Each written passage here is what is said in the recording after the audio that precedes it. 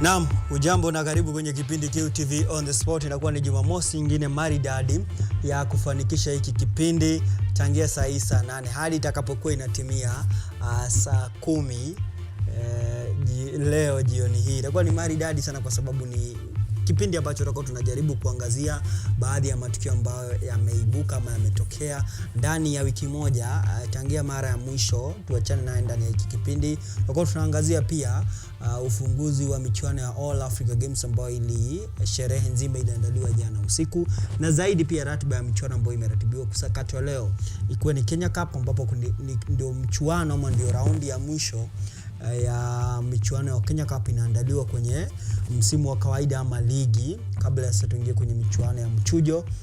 Zaidi ni michuano mitano pekee itakuwa inasakatwa baada ya Homeboys kuipa ile walkover Black Blood RFC, lakini hawa Black Blood watakuwa nasakata mchuano mmoja weekend ijayo dhidi ya Kisumu ambao ulisitishwa mapema mwezi uliopita. Leo kuna mchuano mkubwa wa KCB wakiwa wageni wa Kabras, wanasema ni top of the table clash kwa sababu ni mchuano anayeongoza ligi na nafasi ya pili, na hawa ni mahasidi kwa sana, na ni timu ambazo kweli kwenye historia ya raga ya Kenya kwenye hii karne, nadhani kipindi cha kuanzia mwaka 2016 hadi saa hii wamekuwa kitawala ni kupokezana. Leo KCB, kesho Kabras, imekuwa ni hivyo. Na ndio nadhani ndio mchuano mkubwa sana wa ligi ya wachezaji 15 raga hapa nchini, na wengi najua Kakamega watapata raha zaidi. Pia kuna michuano ya 7th Challenger Series inaendelea mjini Montevideo, Uruguay, ikiwa jana michuano miwili kwa Kenya Shujaz haikuwa inaridhisha sana, wakapiga ushindi dhidi ya Portugal na kupoteza dhidi ya Georgia. Sawa pia na Lionesses ambao walifungua mchuano wa kundi na kupoteza dhidi mikononi mwa Hong Kong and China.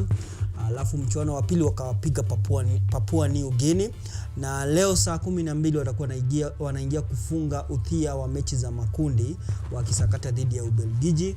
Alafu nadhani hapo karibia saa 2:30 itakuwa ni zamu ya Kenya Shujaz kuingia na kufunga kazi dhidi ya Tonga. Wote hawa wanahitaji ushindi ili kujihakikishia nafasi kwenye robo finali ya kuania taji kuu. Kumbuka Kenya Shujaz ndio mabingwa kwenye mkondo wa kwanza Dubai, huu ni mkondo wa pili Montevideo. Sakasaka za kurejea kwenye HSBC 7 Series. Je, Shujaz watatamba na kuonyesha makali yao ama tutarudi kusalia tena kurejea kwenye drawing board kujipanga kwa mkondo wa tatu baadaye? Kumbuka pia Kenya Rugby watakuwa pia wanaingia kwenye michuano ya All African Games, nadhani karibia March 18 hapo. Sawa pia na wanariadha wetu ambao michuano ama awamu ya mchujo iliandaliwa ama awamu ya kutafuta kikosi iliandaliwa mapema wikini, na kikosi kimefunga safari na kuelekea Accra. Sasa ndio rasmi tunaanza sakasaka za All African Games awamu ya 13. Kumbuka pia kuna Angela Okutoi, kuna Ishmael Changawa ambao wanawakilisha Kenya kwenye tenisi, sawa pia na Malkia Strikers kwenye volleyball. Kuna timu za Kenya ambazo kweli tutakuwa tunazipigia upatu angaa zitambe na kupeperusha bendera yetu na kurejea nyumbani na nishani za dhahabu, fedha na labda shaba. Kumbuka pia kuna kikosi cha ndondi ambacho kitakuwa kina wania zile nishani. Zaidi pia kuna ndondi Baden mwezi huu, itakuwa ni Okwiri dhidi ya Mwankemwa kutoka Tanzania, mchuano ambao utakuwa KICC. Jana usiku pia kumekuwa na ndondi ya Anthony Joshua na ule Nganu kutoka Cameroon ambaye alitoka UFC, alipigwa kwenye raundi ya pili. Ilikuwa ni mchuano mzuri sana. Yani ni baadhi ya matukio ambayo yamefanyika ndani ya wiki moja na ambao tunatarajia yatakuwa yanafanyika wiki ijayo. Ni mwaka ambao kweli umejaa sport, na huwa ni kawaida michezo kila siku. Na rafiki yangu Ngure alikuwa ananiuliza na kwani michezo haishangi, alafu mimi namwambia ni kama kweli dunia ni ya michezo hii. Sasa unaweza kuchangia kwenye hiki kipindi kupitia kwa arafa 0739110544 0739110544. Zaidi kwenye Twitter unatumia #KUTV on the spot @realpinches @KUTV_Kenya. Itakuwa ni maridadi sana pia ukitoa mchango wako kupitia kwenye mtandao wa Facebook KUTV Kenya. Unaweza kurusha ujumbe, unaweza kutoa mchango kuhusiana na matukio ya michezo ambayo yamefanyika, kuhusiana na kipindi pia na mambo ambayo labda unatarajia kwenye michuano ya leo, kesho na Jumatatu, kwa sababu kuna michuano ya EPL ambayo imeratibiwa hadi Jumatatu. Hapo sawa? Mambo yente. Niruhusu kwa ndani ya hizi dakika za kwanza nizame kwenye habari ambazo tumekuandalia, alafu kisha baadaye tuko tunakupa uchambuzi pole tu hadi timie saa 10. Hiki kipindi ni changu na ni chako. Sisi ndio tunafanya kinaimarika zaidi, na maoni yako huwa ni ya muhimu sana, kwa sababu yananisaidia mimi nisije hapa nikajiongelesha, na kwa pia nataka kusikia usemi, kwa sababu mimi najua kuna watu wengi sana wanaspoti wanatazama hiki kipindi na wana maarifa labda hata kunizidi, wamehusika ama ni washikadao kwa undani kunishinda, kwa sababu kama wewe ni wa Arsenal, wewe ni mshikadao zaidi kwenye Arsenal kunishinda, sababu labda unachukua muda wako kufuatia masuala ya Arsenal. Unaweza tuambia nini ambacho wamepanga? Kama wewe ni shabiki wa Gor Mahia, unakuwa wewe una ushikadao mkubwa sana kumzidi ambaye si shabiki, kwa sababu unapata kukua na habari za ndani kuhusiana na klabu yako ama kuhusiana na mchezo ambao unashabikia. Kwa hivyo ni vizuri sana ukichangia na nikipata pia kusikia maoni yako. Hapo sawa? Tuingie kwenye habari.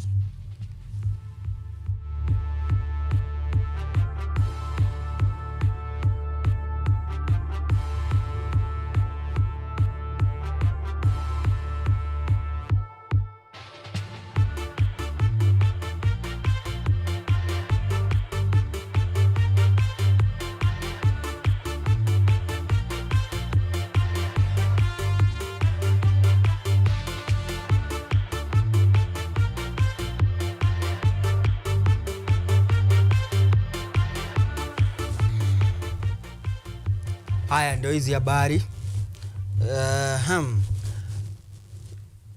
Kenya registered mixed results, both the Kenya Sevens and the Lionesses in Montevideo, Uruguay, finishing day 1 of the second leg of the World Sevens Challenger Series with mixed results. Shujaa secured a 19-12 win over Portugal in their pool opener before going down to Georgia 17-0. Lionesses lost 12-5 to Hong Kong, China in their opener before outsmarting Papua New Guinea 29-12. Coach Kevin Wambua charges will be hoping to reign supreme in their final pool match against Tonga today at 8:46 p.m. to secure a slot in the main cup quarterfinals. Lionesses will finish their pool match against Belgium at 18:21 hours.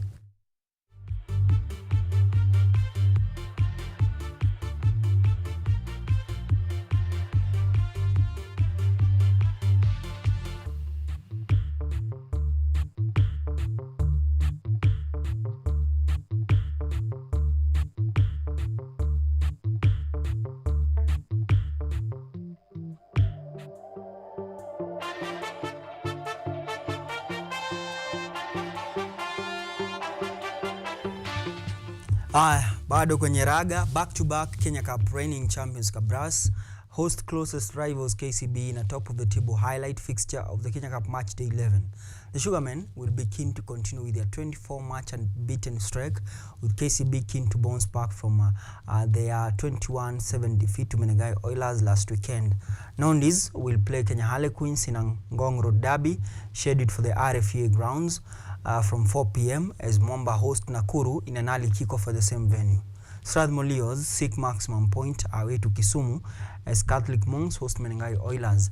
Black Blood RFC secure maximum points with Homeboys failing to honor their match.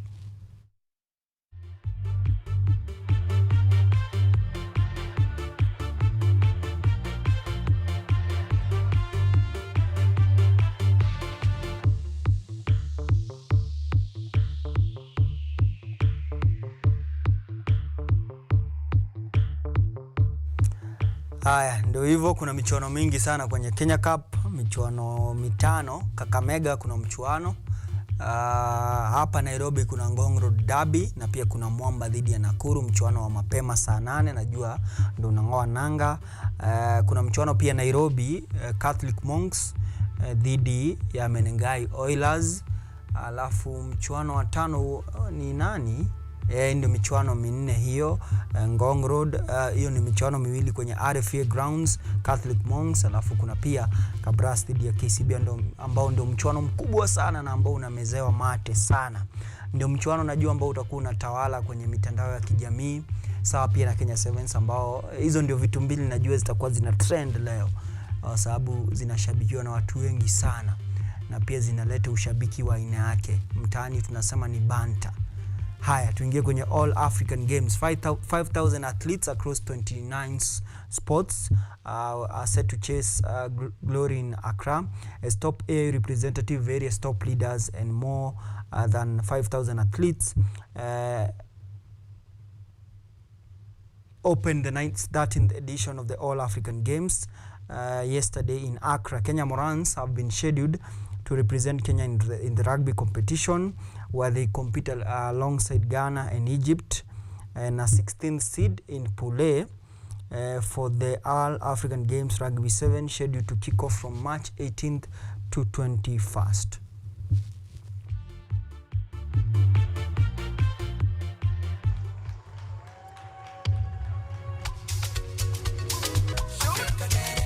One to parade. Le Maroc qui a accueilli la famille du jeu. Le Kenya a terminé.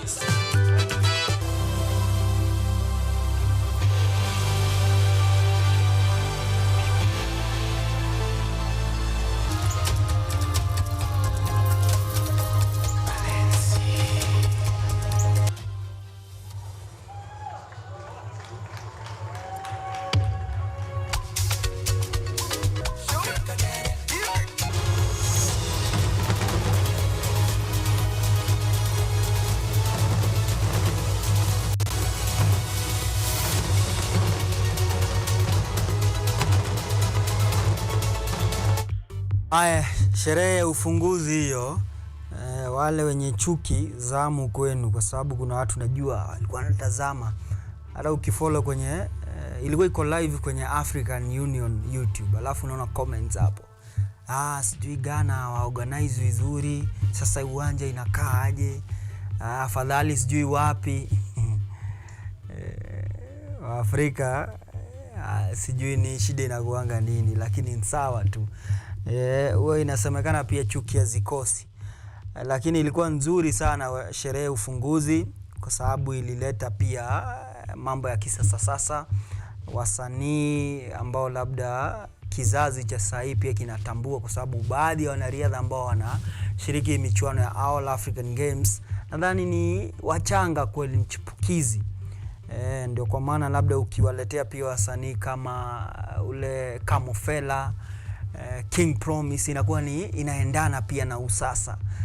Unajua kuna watu pia wangeleta vitu za zamani alafu wanashangaa nani, wimbo gani huu? Lakini ilikuwa nzuri sana.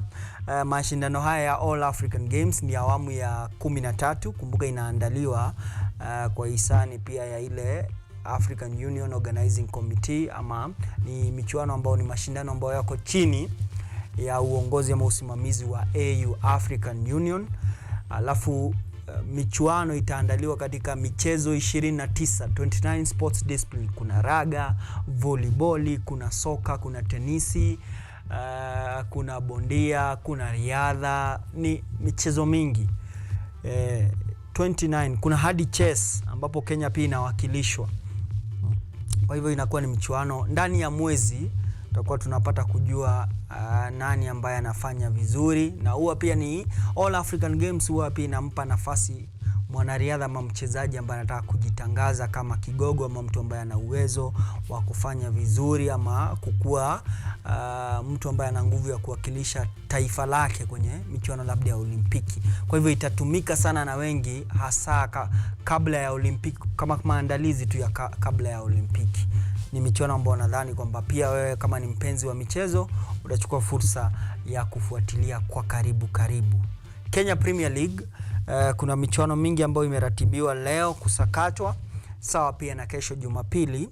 na ni nafasi pia nzuri ya wakati nakupa hii habari niangazie pia jedwali liko vipi, tujue nani ambaye anaongoza.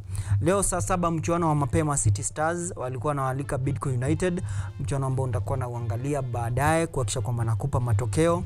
Mchuano mkubwa pia leo saa 9 ni zamu ya Bandari kujaribu kusimamisha Gor Mahia, kwa sababu Bandari mjini Mombasa Mbaraki Stadium wanawakaribisha Gor Mahia ambao wanaongoza jedwali wakiwa wamefungua pengo kubwa.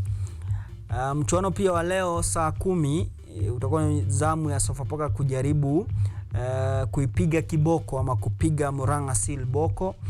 Japo Murang'a Seal najua watajaribu pia kufufua na kufanya vizuri ama kuandikisha matokeo mazuri. Ndio michuano mitatu ya Kenya Premier League ambayo itakuwa inasakatwa leo, ama Football Kenya Premier League. Kesho Jumapili Posta Rangers watakuwa nakaribisha Kariobangi Sharks saa 7 mchana. Yani hapa kama ni shabiki wa Posta Rangers labda uende misa ya mapema ndio ufike kwenye mchuano, ama kama unaishabikia Kariobangi Sharks. Kakamega Homeboyz itakuwa inakaribisha Ulinzi Stars pale Mumia Sports Complex saa 9 kesho.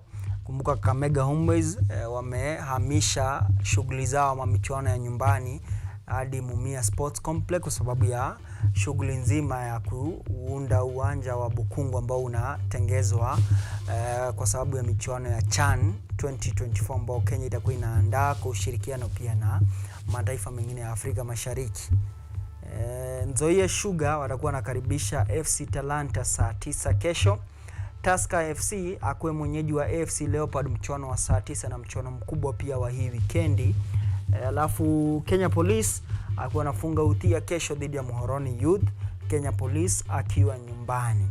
Ndio ratiba hiyo ya michuano ya Kenya Premier League ambayo itakuwa ina sakatwa Jumamosi leo na kesho Jumapili. Hadi kufikia sasa kwenye jedwali Gor Mahia anaongoza na alama 50 baada ya kusakata mechi 23. Hizi ni alama 10 mbele ya Tusker ambao wanashikilia nafasi ya pili na ambao watakuwa wanajaribu sana kupata ushindi dhidi ya AFC Leopard na angaa kuimarisha nafasi ya kumkamata na kumpiku Gor Mahia. Bandari nafasi ya 3 na alama 40 sawa na Tusker. Bandari ambaye anasakata na Gor Mahia atajaribu pia kupata alama ili angaa ampiku Tusker na kuomba labda Tusker atapoteza. Posta Rangers ambao walianza msimu vizuri bado wako katika nafasi ya 4 na alama 39. Kenya Police nafasi ya 5 na alama 38. City Stars nafasi ya 6 na alama 38. AFC Leopard nafasi ya 7 na alama 34. Homeboyz, Kakamega Homeboyz nafasi ya 8 na alama 34. Alafu KCB nafasi ya 9 na alama 33. Bidco United wanafunga 10 bora. Alafu Murang'a Seal wako ile nafasi ya Chelsea namba 11 na alama 28. Kwenye eneo la hatari Nzoia Sugar nafasi ya 18, Shabana nafasi ya 17 na Muhoroni Youth nafasi ya 16. Ina maana ligi kikamilika leo Gor Mahia ni bingwa. Nzoia, Shabana wanashushwa daraja, Muhoroni Youth anacheza na timu kutoka NSL kuamua kama atasalia kwenye ligi ama pia atakuwa anafunga virago. Ndio Kenya Premier League hiyo, msimamo sawa na ratiba ama ratiba ya michuano ambayo imeratibiwa leo.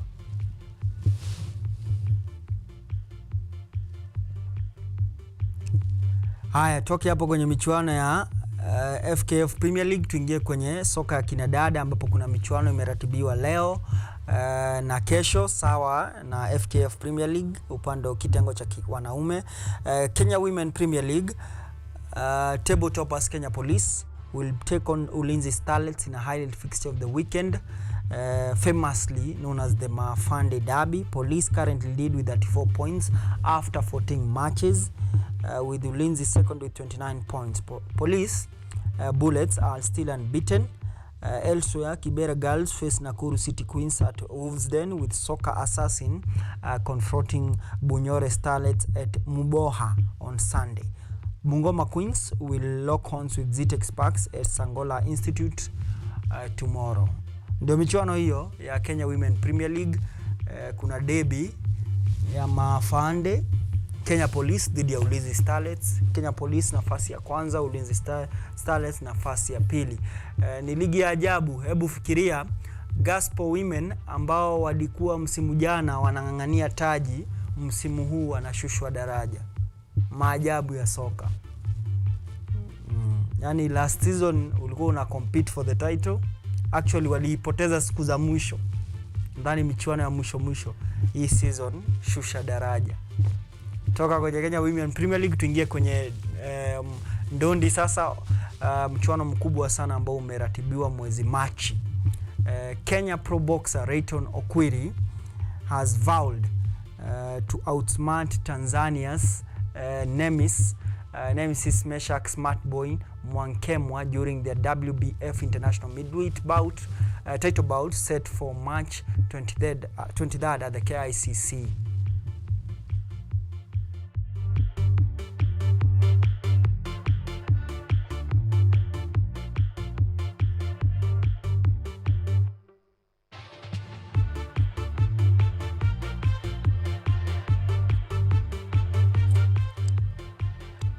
Haya, kuna kitu nimeacha na ni cha muhimu hasa kwa sababu wale wanashabikia Okwiri ama Wakenya ambao wanashabikia ndondi. The former Africa Boxing Union champion Rayton Okwiri has urged local sports fans to throng the Kenyatta International Convention Center stands to roar him on, vowing to turn the face of his opponent into a cherry pie. Okwiri will enter the battlefield fresh from winning the World Alliance Boxing Association WABA Africa Middleweight title. Muhimu sana. Machi 23. Funga kazi mapema, nenda shabikia Okwiri. Sidhani amewahi disappoint Kenyans. Kama ata disappoint, might be the first one. But Okwiri haja disappoint wa Kenya kwenye pro boxing kwa kipindi kirefu. Hata wakati alikuwa kwenye amateur, alikuwa ni jamaa ambaye ungemtegemea kufanya makubwa. Sasa ndio hiyo. Sina habari kuhusiana na tiketi. Iwapo nitapata kwenye labda kipindi kabla kipindi kukamilika ama next episode, ndahakisha kwamba nakupa habari. EPL fixtures for the day, match day 28. Msiniulize matokeo ya weekend iliyopita. Hayana maana. Kuna mambo mengi sana yamefanyika katikati ya wiki. Kumekuwa na Champions League, Europa League, Europa Conference League. How would we remember kitu ambacho ilifanyika on Sunday? Hebu fikiria, wewe ulienda kanisa how many hours? Hata huwezi kumbuka preaching ya Sunday na unataka sisi tukumbuke matokeo ya Sunday. Hadi kulikuwa na derby. Sikumbuki. I can't even remember. Mambo yaliyopita tunayaacha huko nyuma. Tuko match day 28, kumaanisha tumebakisha michuano 9 matches to go kabla ya msimu kukamilika. Wale mnashinda ligi 9 matches to go. Fixtures za leo, Manchester United, the great Manchester United inakaribisha Everton Old Trafford, mchuano wa mapema saa 9:30. Hii timu ni kubwa kiasi cha kwamba inaratibiwa tu icheze wakati wake pekee. Saa 9:30 hakuna mchuano mwingine utakuwa unaendelea wa EPL isipokuwa Manchester dhidi ya Everton. Saa 12 wako Crystal Palace wanakaribisha Luton Town pale Selhurst Park. Saa 12 jioni pia Bournemouth anakaribisha Sheffield United ugani Vitality. Wolves atakuwa mwenyeji wa Fulham pale Molineux saa 12. Alafu saa 2:30 ni zamu ya Arsenal kukaribisha Brentford ambao iliandikisha sare dhidi ya Chelsea. Msimu huu Chelsea hajapiga Brentford. Kesho saa 10 Aston Villa inakaribisha Tottenham ugani Villa Park. West Ham wanakuwa mwenyeji wa Burnley London Stadium. Brighton akuwa nakaribisha Nottingham Forest kesho saa 11 ugani Amex. Liverpool mchuano mkubwa huu, Liverpool dhidi ya Man City ni kesho saa 12 dakika 45 6:45. Alafu kwa sababu ya jinsi wachezi vizuri, aibu nyingi na wanashusha mpaka hadhi ya soka ya ligi kuu nchini Uingereza, wasimamizi viongozi, makocha, makapteni nchini Uingereza walikaa chini na wale ambao wanaunda ratiba, wakaona ni vizuri Chelsea wafichwe Jumatatu, na si Jumatatu tu, saa 5 usiku dhidi ya Newcastle. Aibu zifanyike huko gizani kama hatujui. Tuamke tu tushtuke. Haya, Chelsea walicheza na walipigwa kawaida. Ni sawa. Tu ya Chelsea. Ndio hizo ratiba. Jedwali na muhimu sana. Watu wa Chelsea msishangae kwani mmetolewa ligi. Unajua mnaweza anza kuuliza kwani siku hizi hatuchezi? Mnacheza on Monday. Saa 5. Monday, stress za Monday, alafu tena ukue na nguvu ya kukaa usubiri soka saa 5. I think walijua. Hata last week mnajua ni game gani iliwekwa saa 5 on Monday? Arsenal, Sheffield. Hizi timu za London shida huwa nini? Msimamo wa jedwali, Liverpool anaongoza na alama 63 baada ya michuano 27.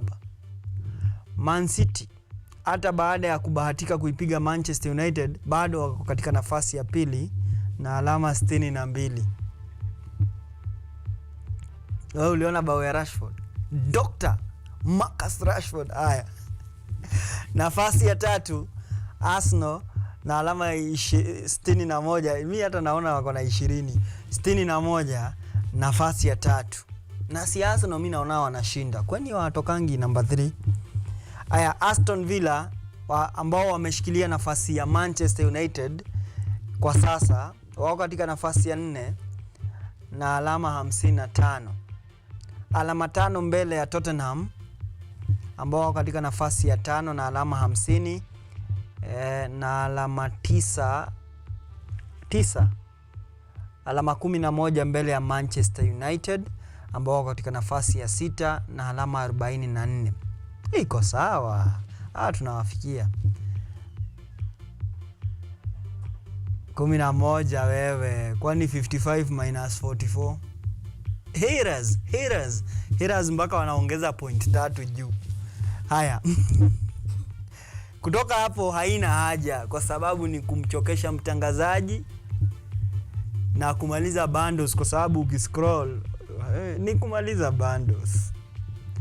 But kwa niaba ya mashabiki ambao wanasema Pinchez anaeneza chuki dhidi ya Chelsea, mimi ni mtangazaji ambaye sitaki kueneza chuki, ila nataka niwapakulie ukweli kwamba baada ya michuano 27 kusakatwa, kusali, kufunga na mashabiki kupiga kelele, kushabikia. Hebu fikiria mashabiki ambao wanaenda kwenye uwanja, kwenye mataifa mbalimbali ambao wanashabikia Chelsea. Hiyo nguvu yote, hela nyingi, bado hajatoka nafasi ya 11 na alama 36. Yaani tukapea Chelsea points za nani? Points za Luton, bado haezi hata fika top 4. Chelsea na Luton washikanishe, uwapee, waambie sasa kueni timu moja. No, hata tuchukue Chelsea na Fulham, hao ndio wamekaribiana 35 36. Hiyo watashinda ligi. Haya, Chelsea nafasi ya 11. Timu gani nyingine mnataka kujua? Newcastle nafasi ya 8 na alama 40. We knew last season, tulijua. Maskini ukimpa hela bado maskini. Yaani kama hujaiguza 1 million, ukipewa hivi utakuwa tu mjinga. So ni Newcastle. Wana hela ndio, lakini akili bado ni ya maskini. Na eneo la hatari, Luton Town, Burnley, Sheffield United. They come in as a package. Vile walipanda ni kama ndio watashuka tu pamoja.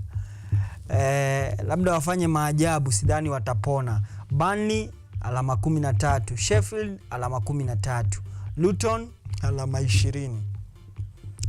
Brentford ambao haijapigwa na Chelsea msimu huu nafasi ya 15 na alama 26.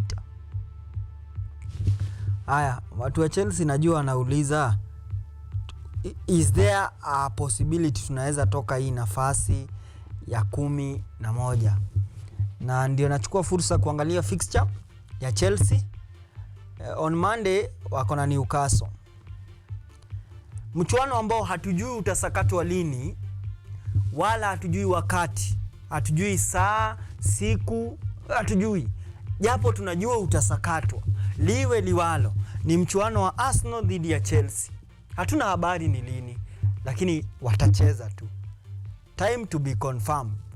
Ilikuwa postponed. Haya, Arsenal, Chelsea. Kwa hivyo mko na Newcastle, alafu mko na Arsenal. FA Cup quarter final mko na Leicester City. Alafu kisha baadaye mko na Burnley. Burnley inapiga Chelsea. Msishtuke ikiwapiga tena. Alafu mko na the great Manchester United. Huu ndio mchuano ambao kila kitu kitasimama. Tarehe 4 Aprili. Mtatuambia. Chelsea, Manchester United, Sheffield United. It's unfortunate Chelsea hata against Sheffield United huwezi sema watashinda. Kwa sababu hujui. Chelsea, they have been very unpredictable. Ni rahisi kusema Chelsea itashinda dhidi ya Manchester United kushinda kusema Chelsea itashinda dhidi ya Sheffield United. Wamekuwa very unpredictable, especially against very small teams. Chelsea, Everton, Brighton, Chelsea. Mtatuambia hapo kwa nini mlifuta Potter na mkanunua Caicedo. Aston Villa, Chelsea. Hapo amlali. Chelsea, West Ham, Nottingham Forest, Bournemouth. Nadhani kwa mashabiki wa Chelsea, kama ni Chelsea ya miaka miwili ama mitatu iliyopita ama misimu miwili iliyopita, wanaweza kutoka katika nafasi ya 11 na kumaliza katika top 6 as it stand now. Lakini Chelsea ya saa hii ni ngumu kusema. It's very tough to predict. They might be wanaweza toka hii nafasi ya 11. Ni ngumu kwa sababu Chelsea wana wachezaji wazuri. Ukiwatazama kwenye runinga unaona ndio wanacheza. Japo katika kupenyeza amna. Ni kama pia kuna misemo pia ya Kiswahili ambayo inasema kuna watu ambao wanaweka juhudi nyingi lakini ikifika ni kupenyeza hamna. Swali la siku. Huu mchuano wa kesho saa 12:45 Liverpool ambaye anaongoza dhidi ya Manchester City ambao anashikilia nafasi. Mchuano ambao unajua utakuwa labda pia tujaribu kututengezea picha maridadi sana kuhusiana nani ambaye ana nguvu za kufunga safari hadi pale mwisho. Si eti kwamba na wadharau Arsenal pia wako kwenye picha, lakini huu nadhani ndio mchuano wa kupiga maamuzi sana. City wakiwa wageni wa Liverpool Anfield. Je, nani ambaye atatamba between Manchester City, Liverpool? Who is going to reign supreme? Ndio swali la siku. Changia kupitia kwa harafa 0739 11054. Between Liverpool and Manchester City tomorrow 6:45 fixture, who will reign supreme? Tupe maoni 0739 11054. Twitter KUTV on the spot at real Pinchez at KUTV_Kenya. So on Facebook KUTV Kenya. Nipige tama alafu turejee tupige uchambuzi pole tu. Kisha baadaye twenzetu. Usiende mbali. Hii ni KUTV on the spot.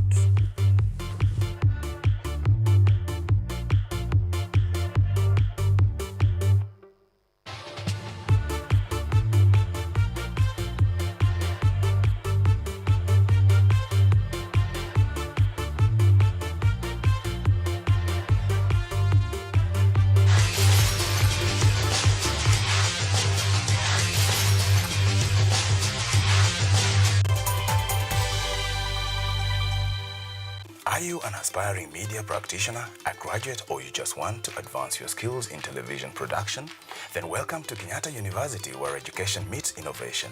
KUTV, the premier university television station in Kenya, is now offering short courses in TV studio, field technical operations, and video editing.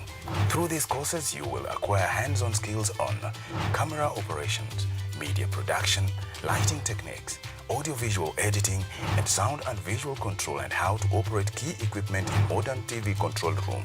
Enroll today at KUTV and discover your full potential in cutting-edge TV broadcasting. Graduates of these courses will receive professional certificates. For more information, visit our offices at KUTV studios or call us on 020-870-4252 or 020-870-4255 or SMS us on 0739-110-544. KUTV, a new experience.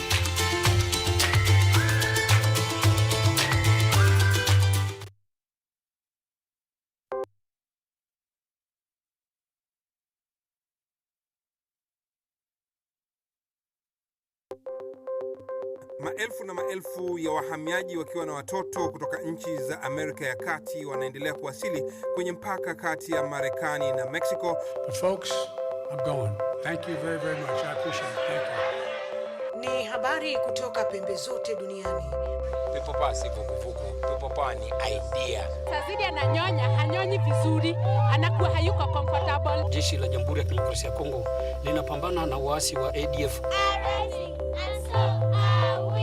Kwa sasa wanatoa wito kwa mashirika, makampuni na vile vituo vya uchukuzi. Mambo mengi yatakwenda kama yalivyopangwa. Hapa ni kuna mmoja wa viongozi wa chama cha wavuvi katika eneo hili. Zaidi tunajaribu kuwapa chanjo ili ina boost ama inanyanyua kinga ya mwili. Hiyo inaenda kupelekea kupambana na virusi. Ni duniani leo, Jumatatu mpaka Ijumaa, moja kwa moja kutoka VOA Swahili, Washington DC.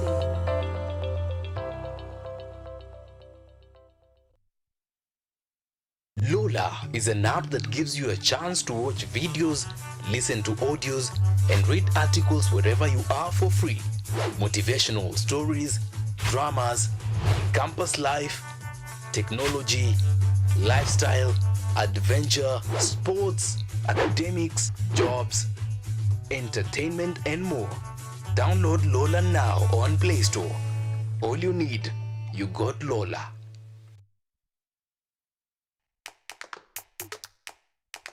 Baada ya kutafuta kazi, tunaweza kuanzisha miradi yetu ambayo ingetusaidia kubadilisha maisha ya wazazi wetu. Kwa vijana wenzangu, wengi wale wana kazi, lakini ikiwa sisi wenyewe tutajiamini, tunaweza kujiajiri wenyewe. Afrika kwa kweli tuna mahitaji ambayo ukiyasuluhisha unaweza kuathiri watu kwenye bara hili. Bila woga, watu huwa na uzalishaji zaidi, wanajawa na ujasiri, wanakuwa wabunifu na wanakuwa wenye maarifa. Niliamua kuacha kazi. Hata kama sitafanikiwa, nitakuwa nimejaribu, nitakuwa najua haiwezekani. Hakuna kitu cha ajabu hapa. Kila anayepata ufanisi hufanya kazi usiku na mchana. Kitu kitakusukuma na kuwezesha kupata maarifa ambayo hukuwa nayo. Tunajaribu kutengeneza kitu kitakachopita mipaka ya nchi hii. Ikiwa unataka kubadilisha ulimwengu, anza na nyumbani.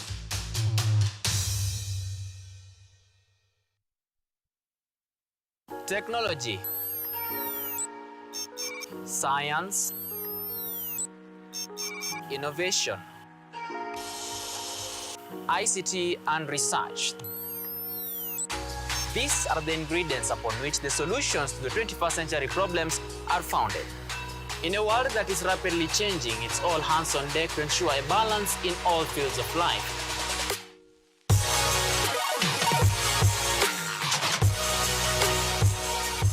Young and old are also in the front line, breaking the glass ceiling, becoming thought leaders in the larger tech space.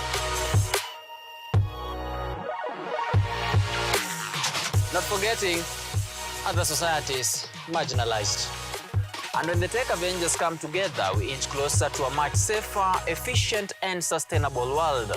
What we view as a norm in today's advanced world was just an idea, and for nostalgic reasons, we trace back to the iconic days to bring you the retro tech. On Technovation Show, we encapsulate all the pillars of the fourth industrial revolution, decoded in a language, all for one for all. Every Monday at 8:30 as we push the mantra, keep learning something new each and every day. Only on KUTV, a new experience. Hello everyone, this is the new chapter of Let's Be Fit. I'll be host DiCaplo. I'm here to give you various workouts. I'll be having different trainers. We'll have Zumba classes, we'll have aerobics classes, we'll have box exercise, we'll have kata box, just name them. The show comes every Thursday from 6:30 a.m. to 7 a.m. Keep it locked, make sure we keep fit, and that's it from me to you. From the hospital corridors, we bring you experts to discuss issues affecting your health, from diet to mental health. The familiar and the ignored are both put into perspective. We then dive into the environment and look at the effects of climate change and its solutions. Join me, Mutegi K. Martin, every Friday at 9 p.m. as we learn on how to better our health while taking care of our environment. Only on KUTV.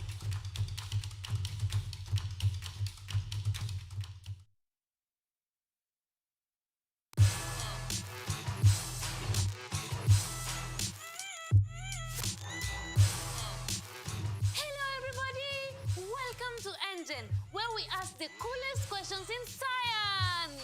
Let's go! Is yogurt really just rotten milk? Why do humans need sharks to survive?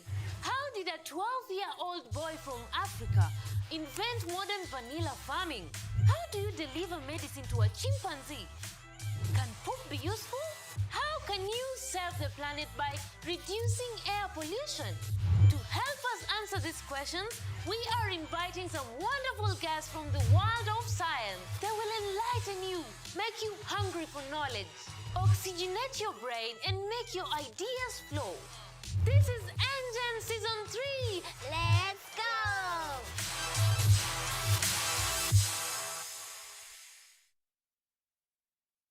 Are you an aspiring media practitioner, a graduate, or you just want to advance your skills in television production? Then welcome to Kenyatta University, where education meets innovation. KUTV, the premier university television station in Kenya, is now offering short courses in TV studio, field technical operations, and video editing. Through these courses, you will acquire hands-on skills on camera operations, media production, lighting techniques, audio-visual editing, and sound and visual control, and how to operate key equipment in modern TV control room. Enroll today at KUTV and discover your full potential in cutting-edge TV broadcasting. Graduates of these courses will receive professional certificates. For more information, visit our offices at KUTV Studios or call us on 020-870-4252 or 020-870-4255 or SMS us on 0739-110-544. KUTV, a new experience.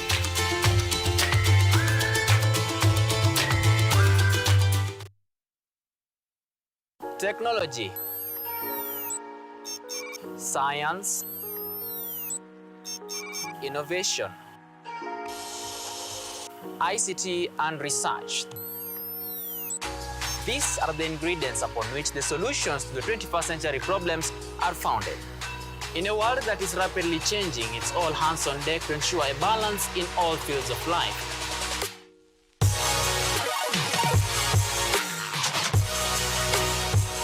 Women, young and old, are also in the front line, breaking the glass ceiling, becoming thought leaders in the larger tech space. Not forgetting other societies marginalized. And when the tech Avengers come together, we inch closer to a much safer, efficient, and sustainable world.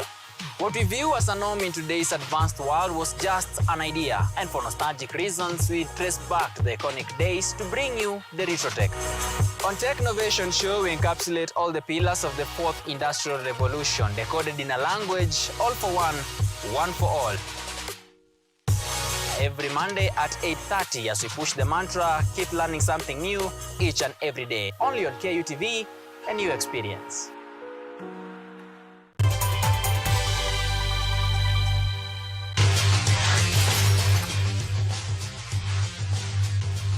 Naam, karibu kwenye kipindi tena. Nimerejea nikiwa na nguvu za nguva kwa jaribu kusoma alafu napitia kikosi ama napitia michuano ambayo itakuwa inaandaliwa kwenye All Africa Games. Alafu nasikia niko na raha sana, ama nasikia nafaa nipige tabasamu kwa sababu nimekumbuka mashindano ya esports. Esports ni ile michezo ambayo inachezwa kutumia computer, electronics games, yani zile michezo ambazo unacheza kwenye computer. Nadhani mwaka 2017 ndio mimi nilipata kujua kumbe kuna watu ambao wanachukulia hii michezo ikiwa ni taaluma. Yani kando na kwamba tunaona football, rugby, tennis ndio michuano ama zile traditional sports, hii esports inachukua nafasi kubwa sana kwenye maisha ya kizazi cha saa hii, na kuna watu ambao wamechukulia ni mchezo kama soka. Alafu kumbuka pia kwenye Olimpiki ya mwaka 2024 for the first time itakuwa demonstration sports, itakuwa ni mixed martial art, itakuwa nadhani pia esports itakuwa. Na pia kwenye All Africa Games nikipitia orodha ya mashindano ama michezo ambayo itakuwa ina sakato, naona pia kwa zile zinaitwa kama demonstration games, esports pia itakuwa. Yani ni mwamko mpya kwa sababu unajua kuna watu ambao tunacheka wale wanacheza hizi esports, tunasema hawa ni wazembe, wana waste time, lakini hapo kuna career. In fact, the Kenyan market ilikuwa estimated by now itakuwa imefika itakuwa worth $118 million. Ndio itakuwa the second largest. Afrika Kusini wametupiku, wako juu. Nadhani Kenya ndio ya pili, alafu tena Nigeria, kuna pia Misri, kuna mataifa mengi. Kwa hivyo kama wewe hujafanikiwa kuwa na talanta ya kucheza soka ama raga, na labda wewe ni mzuri kwenye hizo esport, nadhani unaweza kurusha macho hapo. Mwelekezi wangu utatafuta kitu hapo, alafu tutakuwa ni habari ilikuwa nzuri sana. Ndio ilikuwa mara ya kwanza mimi kupatana na dada tajika sana, na mpaka leo nadhani among the few dominant women kwenye hiyo michezo ya esport, anaitwa Queen Arrow. Alafu kuna jamaa mwingine pia, mbona namsahau jina, pia mzuri sana, kuna Flossing Mauano. Hilo jina umewahi kuliona limeandikwa mahali kwenye barabara, alafu unajiuliza nani? Flossing Mauano is a top esport gamer. Labda sura ndio watu waijui, lakini ni jamaa ambaye pia anatamba sana.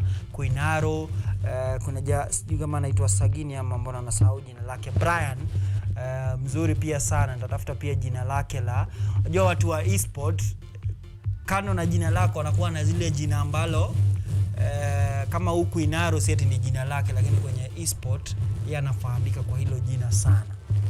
It's a growing industry, na nadhani pia kizazi, watu ambao wako na wakati mwingi sana kwenye esports, mnacheza pale mtaani, unaweza kutengeza hela ama kuwakilisha pia Kenya, unaweza kupata nafasi ya kuwakilisha Kenya. Kuna federation pia ya esport Kenya, unaweza Google, I think inaitwa Kenya Esport Gamers Federation. Unaweza kuwatafuta. Najua pia kuna blogs ambazo zinaandika kuhusiana na esport, unaweza kuwatafuta. Join, ni opportunity ya wewe kutengeza hela, ama pia kitu ambacho unakipenda ukifanye na kikupe hela. Si mara nyingi ambapo unapata nafasi ya kufanya kitu ambacho unapenda na kikupe hela. Ngure, tuko sawa creating nini? Tugusie basi kabla tuingie kwenye uchambuzi. Hii ni story ambayo nilikuwa nimeifanya wakati mimi nilipata kujua esport. Actually ilikuwa event Dedan Kimathi University. Hebu tazama, utapata kitu kipya kuhusiana na esports.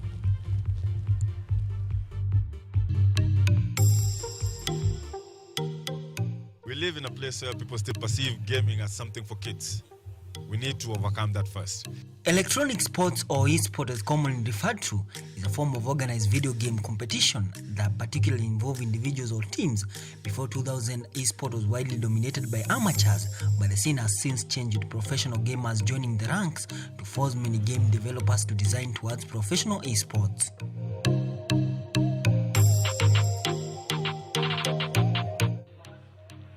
The esports scene globally has continued to encounter numerous challenges, from struggles to be recognized as a legitimate sport to creation of regulation and standards.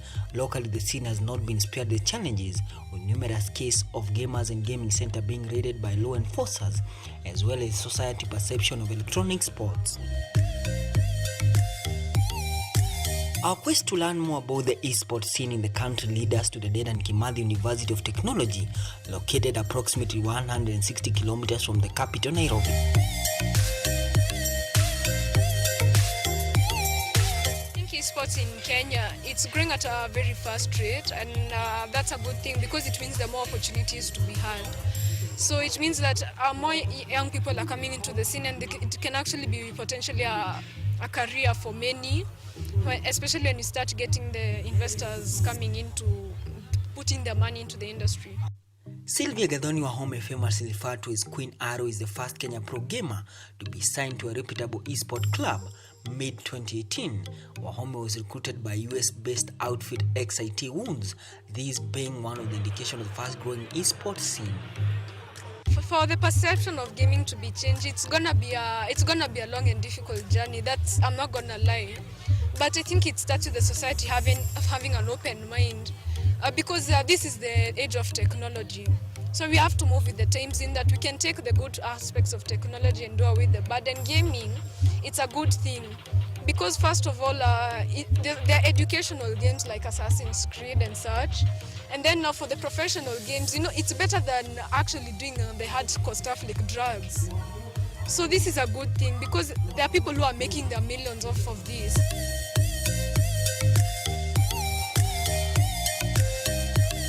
I won't lie, it's not been easy, and it's still not easy. Because I didn't start with much knowledge of Tekken 7, because that's the area now where I started playing it. But it's been a good one because I've had supportive friends, and also my family has also been supportive of my journey. And the best is still yet to come, so I'm taking it one day at a time. In Africa, the esports scene has fast transitioned to pro levels in South Africa, Egypt, Tunisia, and Namibia, but Queen Arrow believes that with government and corporate involvement in the scene locally, soon more and more Kenyan youngsters will be global superstars. Corporations are down to the money, so we need all hands on deck. So first of all, they'll have to put in money in spreading awareness of what gaming is first, to make sure that it's not seen as maybe gambling or someone being idle and such. Then number two, we work with the already established gaming scenes in the country, so that they know what they need to do in terms of running the events and what have you. Pro gamer brand Yanga is a force to reckon in the gaming world, with Mortal Kombat being one of the major specifications. Just like most gamer, Beast, as is commonly referred to in the gaming scene, started off 9 years ago before securing multiple breakthroughs, more notably earning an opportunity to be a gaming mentor under the Safaricom Blaze BOB Summit. Us gamers are there, we just need the tournaments and we need to win from them. And we can't win if they don't exist. So if Blaze, a corporate like company like Safcom, puts a hand in it, I mean, today people are going to walk away from here with money and credit. This is something that will help our youth one way or the other. So we need more opportunities like this from bigger companies, and we need the government to identify this as a sport.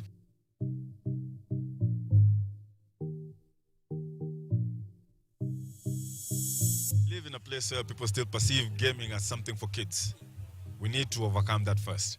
Spaces are there, but they're limited. They're not that much. If everyone was into gaming, the spaces would be very few. Because kama Mariakani, we went, the whole area has one console.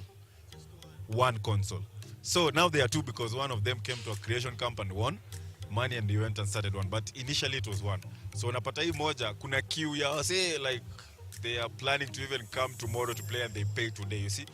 That's how thirsty youth are out there for this. And it's not like haiko mingi hivyo. So yeah, we need to, first of all, kwanzia home, wazazi waelewe what is gaming, yeah? And if your children game, yeah, regulation lazima, because this can be addictive as well. I don't refuse. So everything inafanywa na mpango. But first of all, we need to realize gaming can be a source of income for the youth. Societal perception on gaming being a sin that should only be reserved for kids, as well as constant raid by law enforcers in some of the gaming dens, has for years affected the growth of esports scene in the country. Brian believes that more can be done to change the scenario. Gaming is not just about playing video games. Gaming has cosplay, gaming has branding, gaming has merchandise, gaming has teams. So even the guys, the casters, journalists, I mean, this is a job, and you're doing it in the name of gaming. So it's not just a job, like it's not just something to be taken lightly. Everyone can benefit from this, not only the gamers. Yeah. And there's going to be a lot of ups and downs, especially in gaming. When I started, I was off. Right now, I'm good, but then naenda kufika ile region, I won't be able to compete very well. So there are going to be those. But me, one thing I think is if you set your mind and you say you want to do this and put 100 into it, you can do it. So anybody out there can be a gamer. Though sport continue to gain more popularity globally, labeling it as a legitimate sport is a controversial debating point. However, the rising number of professional gamers in more countries embracing the esports scene, it is a clear indication that even locally, the scene will continue to evolve.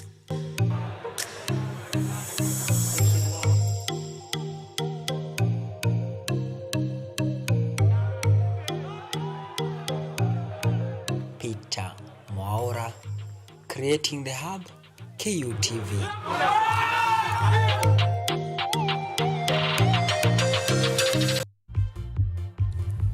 Ndio hivyo, yani opportunities zipo. Sasa ni wewe ufikirie kama ni for fun. Najua kuna mazungumzo ya whether ni legitimate sport. Hiyo conversation itakuwa. Kuna watu watasema hakuna. Anyway, up to now kuna watu wanasema badminton, tennis, they are not sports. Hizo ni za kupitisha wakati. Hiyo conversation itakuwa. Lakini wakati watu wana have hiyo conversation, wewe huko unatengeneza hela zako. Nadhani ni one of the vitu ambazo mimi kwenye ulimwengu wa michezo nimefanya, alafu nikafurahi kwa sababu nimepata kujua kitu kipya. Sasa hii ni pia kwa wazazi, msiseme tu ni time watu wanapitisha muda. There is so much kwa esports kama mtu anaweza kuitilia maanane. Auma, tuko naye ndani ya studio ambapo tunaangazia uchambuzi wa mashindano ya All Africa Games, sawa pia na Montevideo Sevens Challenger, ambapo Kenya jana haijakuwa na mashindano ama haijakuwa na matokeo ya kuridhisha sana. Sawa na KPL michuano ya leo, Kenya Cup match day 11 ambao ndio final match day ya regular season kabla tuingie kwenye playoff. Alafu EPL tutakuwa pia tunakupa uchambuzi sawa pia na labda hisia zetu kuhusiana na matokeo ya michuano ambayo yako inafanyika leo na kesho. Karibu kwenye kipindi Evans. Shukrani sana. Unasemaje kuhusiana na esports? Wewe ni mtu ambaye, how do you say, wewe umejihusisha na esports in any particular time? Pengine PS. Na hii ni esports. Ni esports hiyo. But nimeona kuna opportunities. Actually shida inakonga pia esports. Watu wengi wanafikiria ni FIFA tu. Na lakini hata mimi nilikuwa najua ni FIFA, but nimejua kuna Mortal Kombat, kuna games mingi sana huko, Tekken 7, alafu zina upgrade pia. Kuna mtu ati ni specialist wa hii, lakini si specialist wa hii. You have to be around these guys ndio upate kujua kumbe esports kuna so much tu. Lakini FIFA nadhani esports tumecheza hadi na watu wa Iran online. Unajua FIFA pia watu wame-upgrade mpaka kuna zingine za simu. Unacheza na uko na una compete na mtu ambaye especially time ya COVID, kuna rafiki yangu anaitwa Silas. Kuna game alikuwa anacheza sijui ilikuwa inaitwa. Ilikuwa football, but anacheza na watu wako sijui wapi, Iran, India, mostly Waarabu sana wanapenda. Hata mostly zinakuwa huko Asia. But anyway, it's a scene ambayo nadhani watu wakirusha macho wanaweza kuikulia. Yeah. All Africa Games imefunguliwa jana. Unasemaje kuhusiana na sherehe nzima ya ufunguzi? Kuna watu nimeona wakipiga uchambuzi wanasema haiko chini, haijafikia, sijui wana compare na nini. Sherehe imekuwa colorful. Ilikuwa colorful. Very very very colorful. I think nikiangalia sherehe ya All African Games alafu ni compare pia na African Cup of Nation, then I think pia sisi kama wa Africa start tumeanza kuinvest kwa sherehe. Ngoma kitamaduni za Afrika pale. Yaani kusema sherehe ufunguzi, unajua kusema tuna invest kwa sherehe. Kuna watu wanasema lakini mimi nimekuwa nikiinvest kwa sherehe. Sherehe za ufunguzi. Okay, sisi sherehe ya Wakenya hii sherehe ya kawaida, sherehe za ufunguzi. Unaona like kila country especially ikifika ni technology, unajua for long hatuja embrace ile technology, yani kuona vitu zinafanywa. Kitambo ilikuwa ndio tuna sherehe lakini zina uafrika sana. Basi hii unaona kuna concept ya African na tuna embrace technology. Alafu pia hiyo I think kila country ina learn something. Tuliona Cote d'Ivoire pale wakapiga bonge la sherehe hiyo ya ufunguzi, sherehe ya ufunguzi. Tumeona Ghana pia kwa African All Games pia wamejaribu. Sasa the next challenge itakuwa for 2 countries, Morocco na God willing kama Kenya, Uganda na Morocco nao sherehe watapiga. Of course, wale sherehe watapiga. Sasa hii AFCON itakuja nyumbani. Technological advancement ya Morocco even in football. One of the few countries zenye zinatumia VAR in Africa. Hizo technological advancement, the Mohammed 5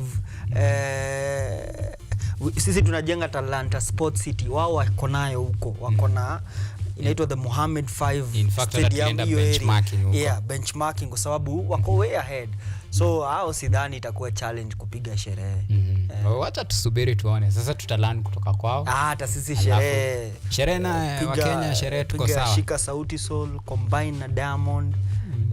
Uganda tuchukue nani? Bobby Wine pale. Wachana Bobby Wine. Unless mnataka tu appreciate. No, kuna wasanii wanafanya vizuri sana. Uganda. Anaitwaje hawa? Kuna dada anaitwa chukua kama kuna Kanse what or something like that. Chukua najaribu by the Uganda. Eddie Kenzo though pia ameenda on low. Unajua anajaribu kuangalia kitu italeta unajua the generation imechange sana. Actually even for us hii sasa ni wazee. Sasa unakaa hivi una realize the generation changes, una realize kumbe pia mimi nimekuwa mzee. Cause millennials sio uko kwa millennials ama uko kwa kuna Gen Z mbele yetu. Sasa hebu imagine millennials kuna 2 generations mbele yao saa hii. Kuna Gen Z na generation alpha. Hiyo nishakwambia wewe ni mzee. Ushazeeka. Kama mambo ya Gen Z inakulemea. Sasa imagine ya generation hiyo alpha. Ushazeeka. That's why wewe huwezi jua msanii mkubwa wa Uganda unaanza kutaja Chameleon.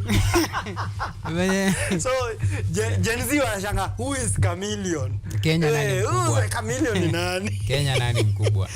Kenya I would say Sauti Sol. Kuwa involve kwa hiyo inaweza kuwa poa. But to them enda uambie Gen Z Sauti Sol ndio wanafaa kwa opening ceremony ya AFCON. Watakwambia nani? Leta wakadinali. In fact wanakuuliza Sauti Sol wameimba ngoma gani kali? Yes, they might recognize ni wakubwa but not trendy. Kwa sababu siku hizi bana any day unaacha gengeton ukiamka unasikia kuna nyingine sijui inaitwa aje hii. Kuna mpya. Unapata tu kuna kitu mpya. Kuna trend. Na hiyo kitu mpya iko na watu wapya. Just imagine after Sailors na hiyo group ya Gengeton yenye millennials wali struggle ku keep up nayo. Because millennials wali struggle ku keep up na hiyo. Wamlambezi wali struggle na wamlambezi kidogo ukatokea sijui wave ya sijui drill sijui wakadinali Brooklyn asante ngure Brooklyn Boys na kwa hiyo drill una realize wewe unajua hizo groups mbili unasikia kuna like if you do your research mimi ukaa chini hivi alafu naenda na realize all along mimi najua drill kuna groups mbili wakadinali Brooklyn Boys. Unasikia kuna group nyingine, kuna hadi wengine wenye ni wasanii individual. It's a whole industry. Ukirealize hivi kidogo unasikia tena kumekuja urban tone na iko na wasanii wenye wako hapo. Buda, that's when you realize, unaona vile ulikuwa unasemanga budako ni mzee. Budangu ajui Daddy Owen. Unaona ni mzee. Sasa yeye ndio uko hiyo class. Gen Z wanashanga, boys, ujui nani? Ujui Lil Maina? Wewe hapo uko. So that will be the challenge for whoever organizes AFCON 2027 and deciding nani watakuwa kwa hizo. Because anyway, who will go to the stadiums? Millennials, Gen Z. Actually, Gen Z might even make a good number kwa hizo nini. Because actually, you now kwa uwanja you're interacting with people. You know, nakwambia hivi, I've gone to rugby games, you're interacting with fans na wanajua vizuri sana kuhusu hiyo team as by hiyo time. Wako na very strong opinion kuhusu. But when ukiwa take back, unaanza kuambia, by the way, blood mwaka fulani ama team fulani mwaka fulani, then wana realize, who are you? Who are you? Ulizaliwa lini? We are treating among old people. Niko na hiyo experience. Unaenda unapiga story na mtu. In fact, I think tulikuwa na ngure kwa uwanja. I tell this person, teach the coach wa, for example, tulikuwa game ya blood. By the Tichi Rotichi is the coach of Black Blood. Mi Tichi akicheza number 10. Bwana angalia huyu mwenye na coach akicheza number 10. Wewe ulikuwa wapi? So anashanga karibu ndio I think angeniuliza na una miaka ngapi? Ama ulikuwa wapi? But anyway, it's just to explain the hiyo difference. Na time of unaweza na uzeeki, but my friend umezeeka. So for me, if you ask me, the organizing nini ya hiyo 2027 watakuwa na tough time. Very. But kwa opening ceremony, I would say Ivory Coast, they hacked it well. Ivory Coast opening ceremony walikuwa na I think Yemi the official anthem walipiga performance. Then the closing ceremony, hapo ndio niliona organizing committee yao ilikuwa imehack it. Unaleta Alpha Blondy ata connect na millennials, the generation before millennials, boomers, ata connect na across the board. Alafu is a well recognized great artist yenye utasema not just Ivory Coast but Africa yote watasema Alpha Blondy, yeah, this is a legend. Then wakuja wakaeka ile trendy song yenye ilikuwa huko, wakaeka hao wasanii. So what was trending ilikuwa, what was old ilikuwa. So I think it was a good combination, which I think if you look at all African Games opening ceremony, niliona Kamofela ama piano South Africa, then nikaona ameimba Terminator something, I think is a trendy song from Ghana, King Promise.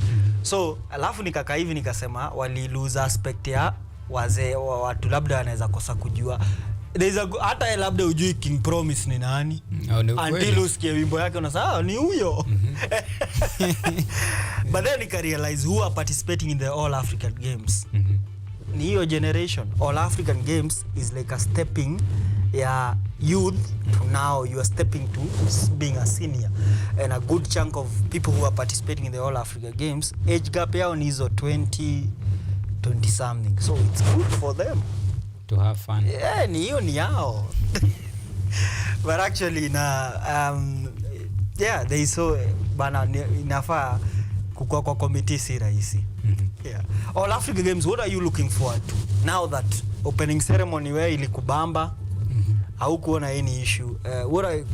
Kenya personally tutakuwa represented na Malkia Strikers, Kenya Morans kwenye rugby. We'll also have Ismail Changawa, tuta have Angela Okutoi pia kwenye tennis. The boxing team, I think around 9 boxers. Then tutakuwa na athletes, 30 plus athletes across different discipline. Any expectation maybe pia from trials the AK, kuna mtu nataka kuona vile ata perform? Well, this time round nataka kuona Kenya iki surpass the previous performance ya 2019. Walimaliza on 7th, maybe with 2020 was it 31 medals.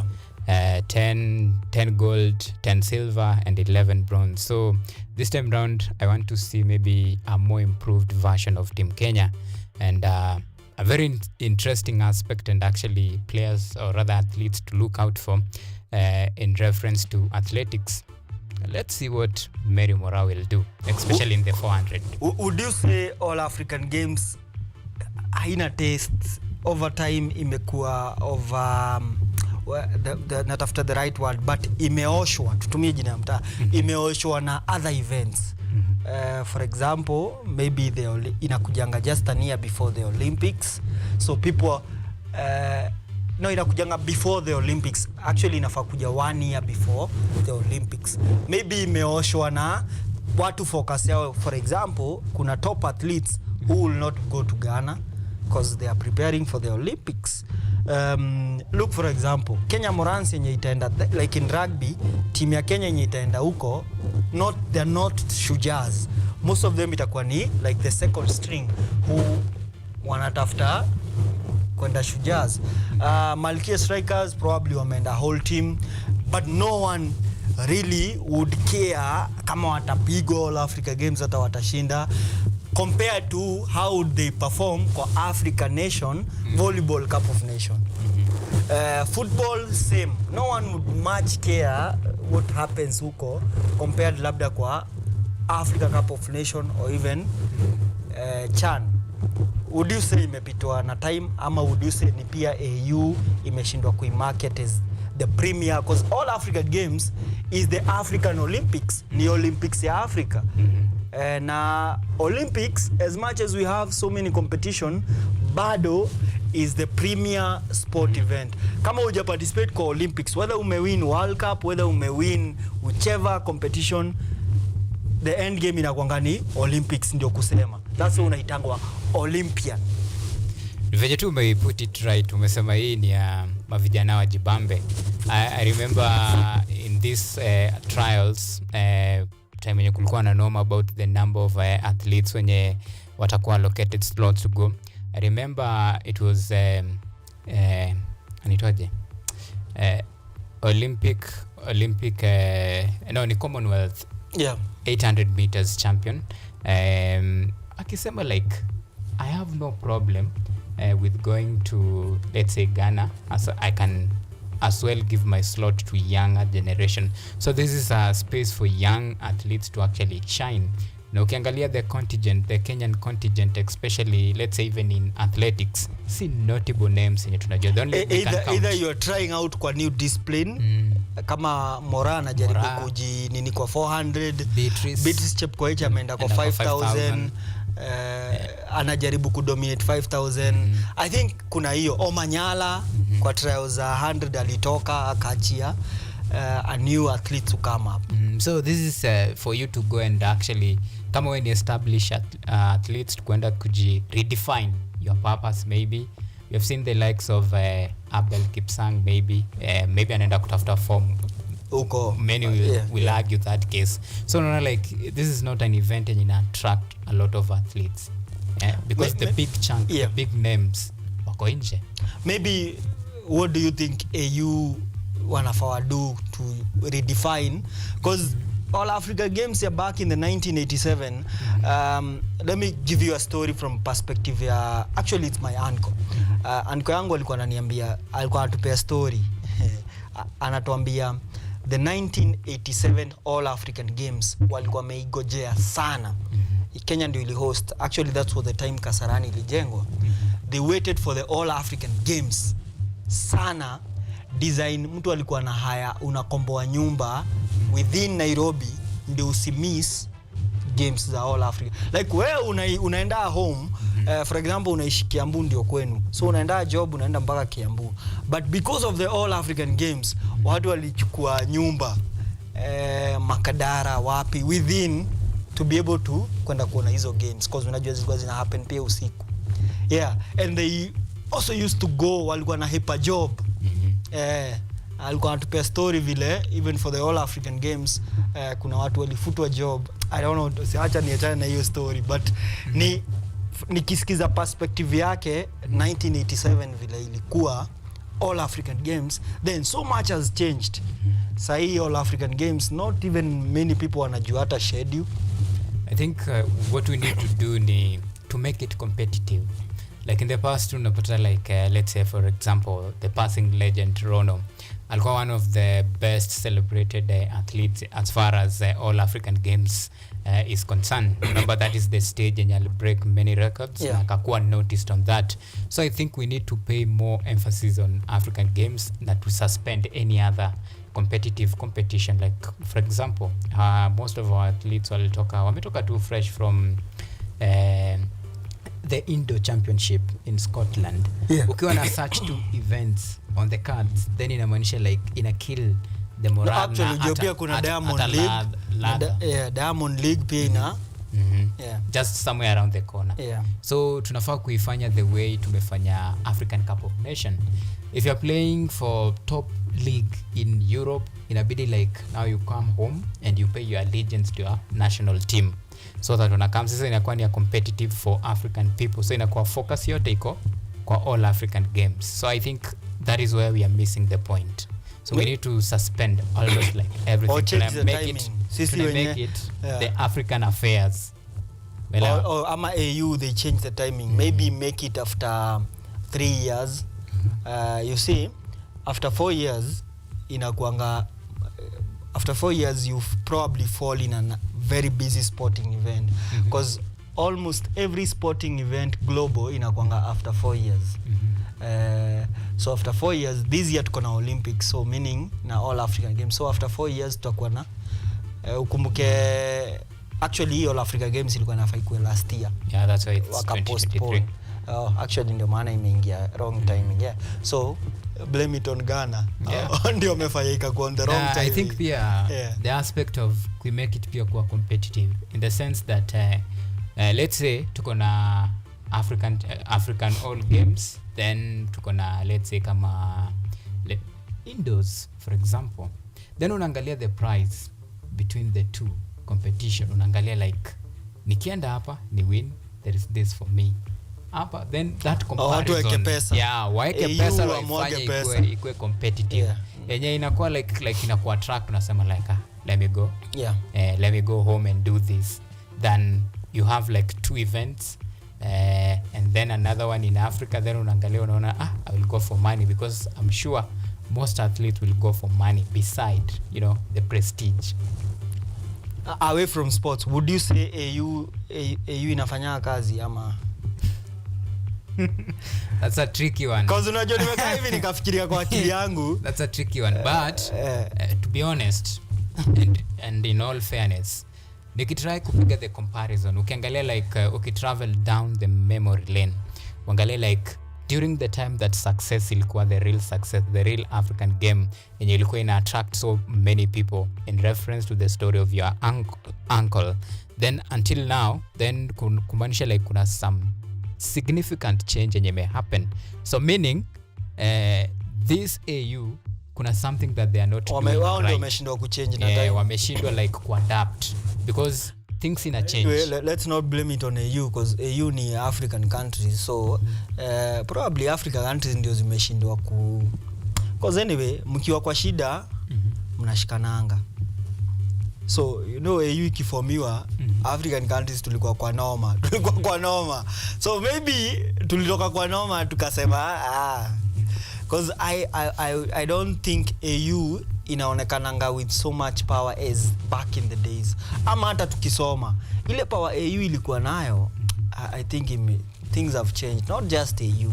I think hizo regional body, ECOWAS, Comesa azinanga ile nguvu ilikuwa, maybe tulikuwa tunashikana juu ya shida. So sasa hii we've seen the light. Unit inapotea kidogo. Hata EAC bado kuna I think kuna supremacy battles mingi because countries now zimejisimamia. Back then watu walikuwa na depend on goodwill ya neighbors coming together to fight a common but hiyo imechange. Things have since changed, so maybe probably ndio maana All African Games the swagger ina nini sana, but maybe it's It's countries like Kenya and probably Ethiopia ndo watu pay attention because sisi ndo the dominant. I'm talking about athletics when it comes to, let's say, zile field yenye tunge expect Kenya shine. But look at the country like let's say for example Egypt, South Africa. Ukiangalia in the history of, you know, all African games, unapata like one of the most successful countries. Unapata like in the last edition Kenya tuna close the chapter with 31 medals, wao wako na 270 something. So what does it tell you about you know? No, I think it for hiyo ni sisi pia tumeshindwa kuinvest in fields zenye wao washa invest, which it's been a growing concern, but I'm happy that pole people, because you know kuna sports sisi hatukuangi. Kwa all African games kuna chess, kuna like, you know, all African games ni I would say a combination. Sai kuna 29 disciplines. How many would you name Kenya itakuwa ina participate kwake? Well, we have athletics. Sadly we don't have football. Actually hiyo ya football kwanza ndio imeniwari. Yeah. Like how in God's name hatuna football team there? But all African games, like a quick breakdown on how many events zenye si tuko: rugby, volleyball, tennis, athletics, cycling, chess, cycling tuko, wrestling pia. Wrestling. Yeah, unapata there is so many categories zenye si tuko, and huko ndio gold zinapoteleanga. So that's why unapata wala washajua wame master the way, and actually even in Olympics that's why you see tunakuanga tu number 3 hapo, but ukicompare zile gold tuko nazo na wale unaona huko kuna mingi sana. So the reason why the US wana dominate ni they participate in so many disciplines zenye si tuko. So I think pia as federations huku Kenya probably tunafaa tutumie all African games as much as iko hivyo, tutumie sasa sisi kutengeneza teams zenye they can be competitive kwa international. Yeah, and hivyo ndio tunaweza break the nini sisi. E-sport ikikuja, make sure that Kenya is among the nations zenye zina dominate e-sports kwa all African games. Kama ni Olympics, Paris 2024 will be e-sport itakuwa, so make sure kwa demonstration pia nyinyi mko, and that way una make sure pia when the wave ina move pia una move na hiyo wave. I think ni kila kitu ya maana sana ku move na wave. Very true. Yeah. And let's hope that maybe things will change gradually, and of course we wish all the best our men and women there. I know kuna some wenye wana eye the ticket to represent Kenya in the 20, I guess it will be this year 2024 Olympic Games in Paris. So discipline like tennis, I know they have been hunting this ticket for quite many years, and really hope that this time round wata clinch the ticket and represent the country. So we are just waiting to see what will happen, but above all, maybe my target, maybe I'm just hoping this time to surpass the expectation, and if last time tulikuja na 31 medals, maybe this time let's make it 40 or even 50.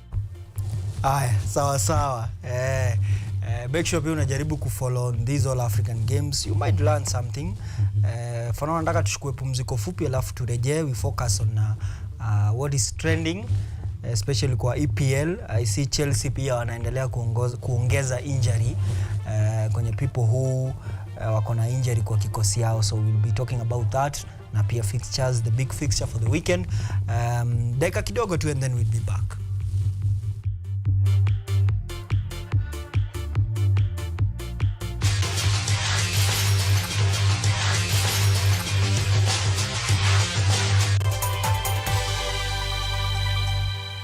Are you an aspiring media practitioner, a graduate, or you just want to advance your skills in television production? Then welcome to Kenyatta University, where education meets innovation. KUTV, the premier university television station in Kenya, is now offering short courses in TV studio, field technical operations, and video editing. Through these courses, you will acquire hands-on skills on camera operations, media production, lighting techniques, audiovisual editing, and sound and visual control, and how to operate key equipment in modern TV control room. Enroll today at KUTV and discover your full potential in cutting-edge TV broadcasting. Graduates of these courses will receive professional certificates. For more information, visit our offices at KUTV Studios or call us on 020-870-4252 or 020-870-4255 or SMS us on 0739-110-544. KUTV, a new experience.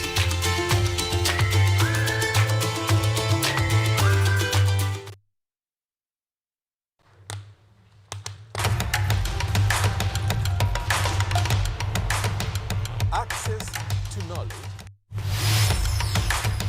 Solution to unanswered questions.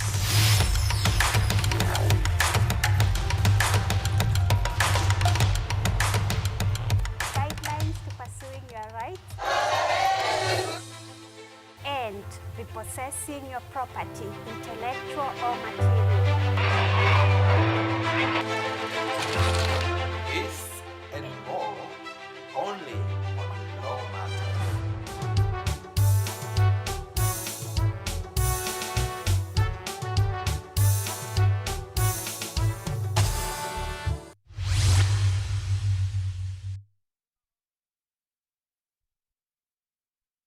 Liko lango moja wazi, ni lango la mbinguni. Mungu anasema hivi, wewe na matamaa zako, hiyo ndio inasababishanga kukue na hiyo shimo ambayo unakuta there is a lot of garbage coming in to your life. That is where the problem is.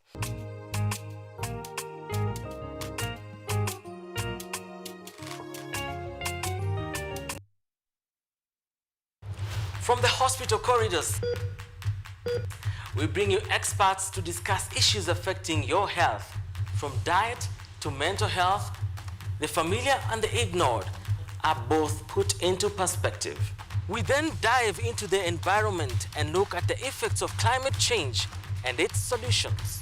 Join me, Mutegi K. Martin, every Friday at 9 p.m. as we learn on how to better our health while taking care of our environment. Only on KUTV.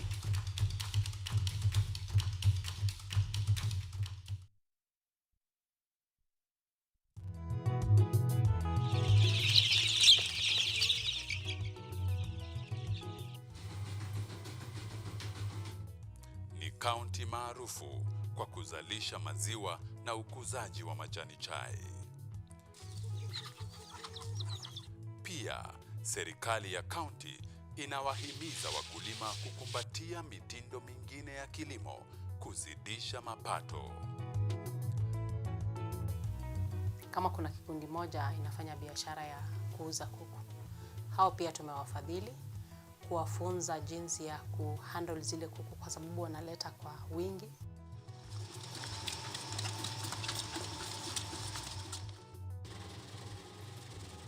Haya yote tunakuletea katika Boresha Kilimo, toleo la kaunti ya Bomet.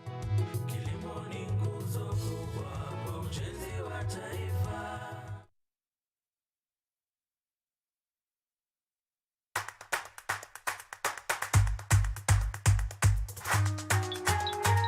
What are some of the ways through which you can develop these skills so that you are comfortably fitting into the job? You have to put yourself in positions where you are uncomfortable. Uncomfortable in the sense that you are not clear about what to do. Because I used to work a corporate job before. So when I left, I happened to visit someone's farm around this area. So this project is called Security Breach Detector and Furnace Familiarize. It is meant to be used to detect, detonate explosives. We'll tackle all the tough issues, discuss all the weird moments, and hopefully share a few laughs along the way.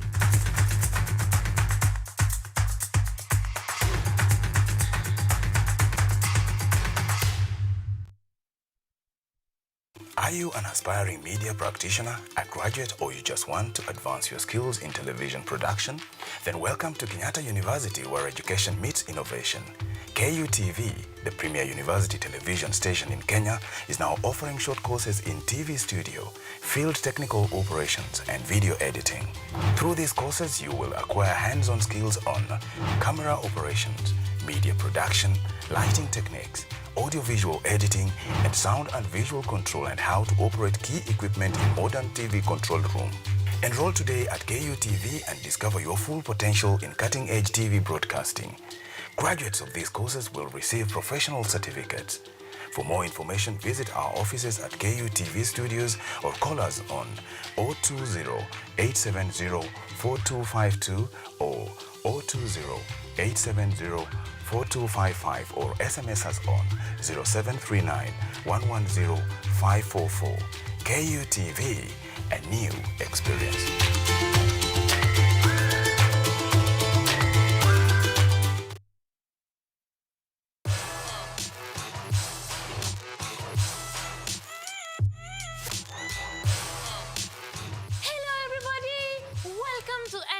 Where we ask the coolest questions in science. Let's go! Is yogurt really just rotten milk? Why do humans need sharks to survive? How did a 12-year-old boy from Africa invent modern vanilla farming? How do you deliver medicine to a chimpanzee? Can poop be useful? How can you save the planet by reducing air pollution? To help us answer these questions, we are inviting some wonderful guests from the world of science. They will enlighten you, make you hungry for knowledge, oxygenate your brain, and make your ideas flow. This is Engine Season 3. Let's go!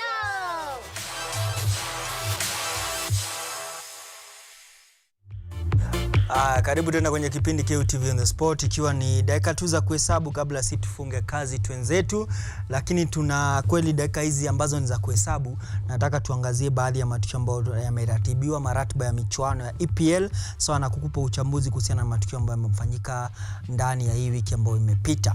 Wiki ambayo imepita kumekuwa na michuano ya round ya 16 UEFA Champions League, sawa pia na Europa League na Europa Conference League.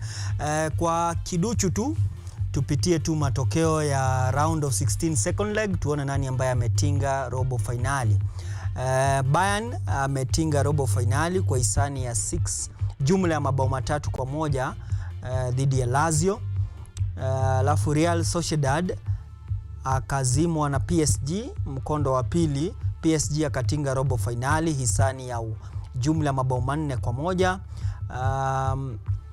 Nani mwingine?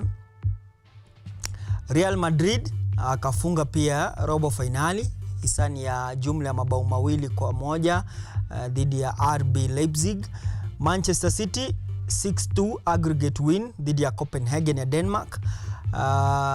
Bado hatujajua kama Arsenal, Porto, Barcelona, Napoli, Dortmund, PSV, Atletico Madrid, Inter Milan. Hao ndio michuano imesalia. Porto inaongoza Arsenal 1-0. Barcelona wako sare ya bao 1-1 na Napoli, sawa na Dortmund na PSV. Inter Milan inaiongoza Atletico Madrid. Any surprise? Surprise. Bayern ilikuwa inatarajiwa, PSG, Madrid, Man City. Hata hii FC Porto si ati ni surprise, ni kitu tunajua. Hii wiki Arsenal Porto. Unasema Porto itatoa Arsenal? Si surprise. Okay, na by the way set inaongea kama hasidi. Ni very reality. Ukiangalia their last encounter, this Porto team has been, a pain in the neck of Arsenal. Barcelona, Napoli. That one sasa hapo ndo kidogo naona Barcelona wasipokaa sawa wanaweza enda mtaa. Dortmund, PSV. Obviously hapo tutapatia Dortmund. Ajabu iko 1-1. Haya, Atletico Madrid, Inter Milan. About this time all indication for me, I think Atletico Madrid will proceed. Haya, sawa ndio hiyo. Kuna michuano wiki hii ijayo ya UEFA Champions League. Kwenye Premier leo mchuano wa mapema na ambao nadhani umeanza, Manchester United dhidi ya Everton. Dakika 4 sasa zimesakatwa. Crystal Palace Luton Town mchuano wa saa 12, Bournemouth Sheffield saa 12, Wolves dhidi ya Fulham ugani Molineux saa 12, Arsenal dhidi ya Brentford saa 2:30. Manchester United dhidi ya Everton. Hiyo ni ngumu.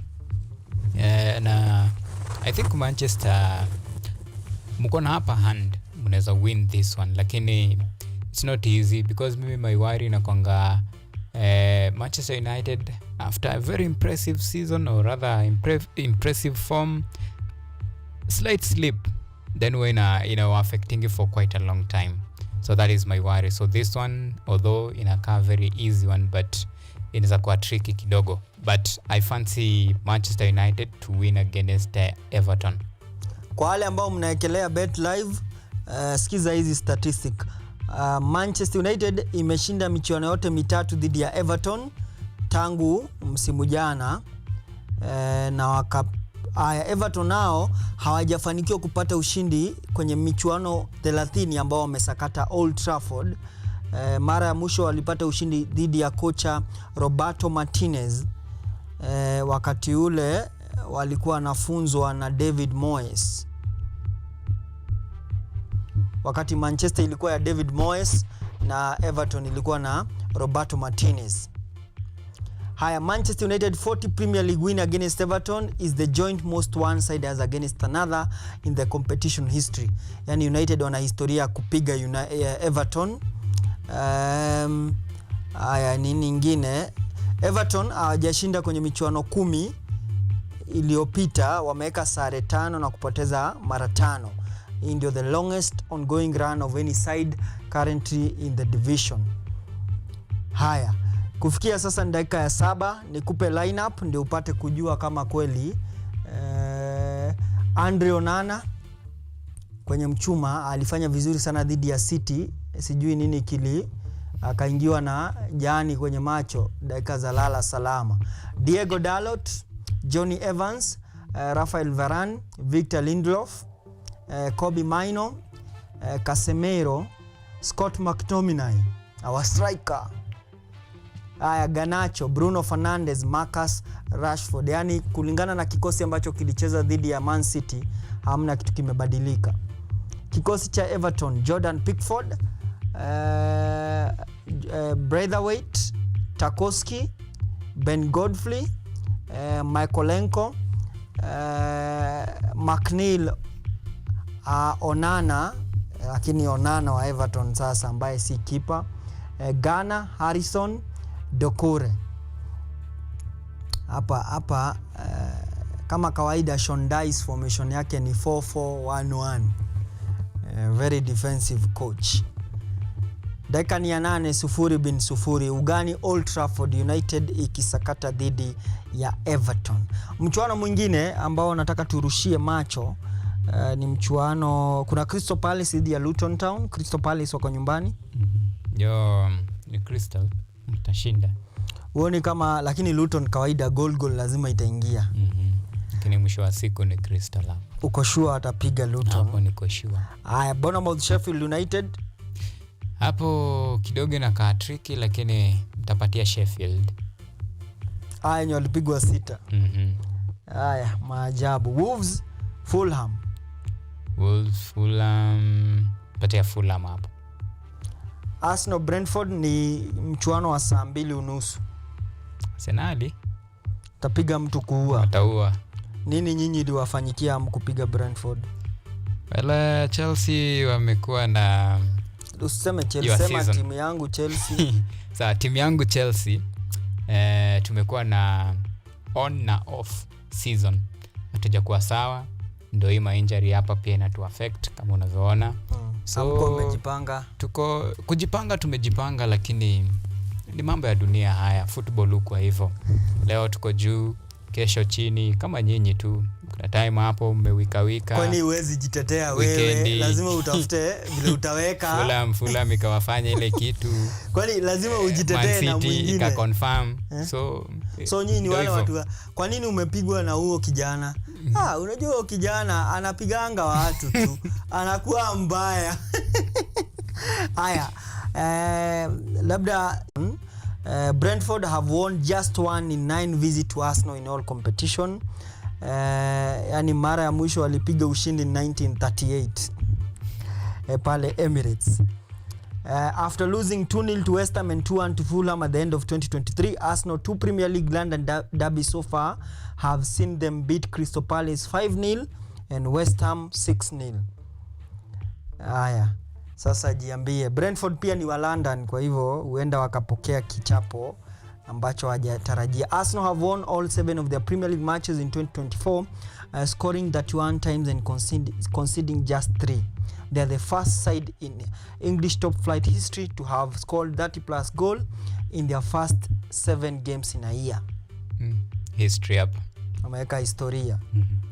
Haya, kesho ni zamu ya mibabe kuingia kwenye nyuga ama kwenye uga kufanya makuu na kutupa raha sisi mashabiki. Kuna michuano ambayo imeratibiwa, mchuano wa mapema ukiwa ni mchuano wa Brighton dhidi ya Nottingham Forest, West Ham Burnley. Tuanze na mchuano wa saa 10, Aston Villa Tottenham. Villa wamekuwa on the rise dhidi ya Tottenham. Wano. Lakini this time round naona Tottenham watapiga Villa. Watapiga Villa wakiwa nyumbani. Maoni hayo. West Ham Burnley. West Ham Burnley hapo ni tricky draw. Brighton Nottingham Forest. Nitapatia Brighton. Liverpool Man City, big game hii. Game kubwa sana. Ugani Anfield. And ni game yenye iko na reaction. Ni game yenye each team watakuwa wanataka ku lose any point. And if you look at the top 3, wako separated by the first team and the second team. It's only a point separating. And the third team, never. So the gap between the two teams ni quite slim. And hakuna team yenye itakuwa inataka kuslip, but that is Anfield. And most of the time Man City wame struggle sana kupiga Liverpool Anfield.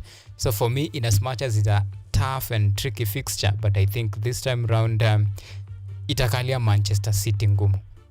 Higher insights. Liverpool have only lost one of their last 20 home league games against Man City. Wamepiga ushindi mara 13 na kuweka sare 9. Mara ya mwisho walipigwa na City nyumbani ilikuwa ni February 2021, 4-1. However, home and away they have enjoyed only one win in their last 8 Premier League matches against the Citizen. So probably tunaangalia kwenye Premier draw. Hajapigwa. Mara ya mwisho walipigwa na City nyumbani ni 2021. Lakini kwenye michuano 8 iliyopita home and away wamepiga draw 4 na kupoteza mara 3. Just 2 of the last 30 Premier League matches between Liverpool and City have been won by away side. Kwenye michuano 30 iliyopita imeshindwa 16 imeshindwa na mwenyeji, 12 sare. Michuano 2 pekee ndio imeshindwa na away team. So that one inakwambia ni ngumu. Ni ngumu hiyo. But the fact that ni ngumu dina make it even interesting. Lakini sasa the most interesting thing ni Liverpool and Man City are the top 2 sides for points gained from losing position. Umewapiga lakini wanapata ushindi. Liverpool wametoka nyuma mara 22. City wametoka nyuma mara 21. Well, hiyo ni very interesting statistics, but hiyo time ilikuwa like hatukuwa na some other dominant force. Sahi we have someone mwenye ako on their neck. Any slip for these two teams, Arsenal inapanda. Now that is the biggest worry sasa. Final prediction for me, it's a tricky one, but I will give a Liverpool or a draw. Hata mimi napea Liverpool. Sijui kwa nini, lakini City vile walicheza against United, they were not that convincing, especially in the first half. Table standing, do you presume kuna any changes as we move to match day 28? Big change in has happen. Manchester United. Dude! Aya. Of course, hiyo change ni kama United kushinda. No. This time round I feel like this could be Arsenal's season to lose. Wewe acha. No, Bruno Fernandes penalty dakika ya 12. Dude! Sawa, tukuje kwa Arsenal. Hao wenye una try ku underrate. Unasema Arsenal inashinda ligi this season it could be theirs to lose. And in fact Arsenal, if you look at Arsenal, hawajashindwa na any big six. Wamepiga. Kama ni Man U wamenyorosha. Okay, nimekuwa deliberate on Manchester United because I know ni ukweli. Chelsea tumedraw na wao. Liverpool wamekanyaga. Tottenham wakadraw na of course bado watapatana tena. So this is a team yenye ime craft the art of at least squeezing win or even suppress the big six. And if you want to win a league, then that is the mentality you unafaa kutumia. So you make sure like you don't lose against your opponent, the big six, and ukipata hizi small teams unakanyaga, wapatie 5, 6, 4 ukienda. So tell me, nani anaweza stop Arsenal unless maybe kama tu wameamua this time round kulala? Ni nini imewafanya wakuwe number 3? Number 3, it's because the beginning of the year of course haikuwa pretty, that good kwao. So imebidi like wa play the catch up. Ndio. Unaona vile walipewa hizo 4 losses. Ikabidi wa play catch up now. So they are coming. And wako somewhere. Umesema ati juu wamepiga top 6.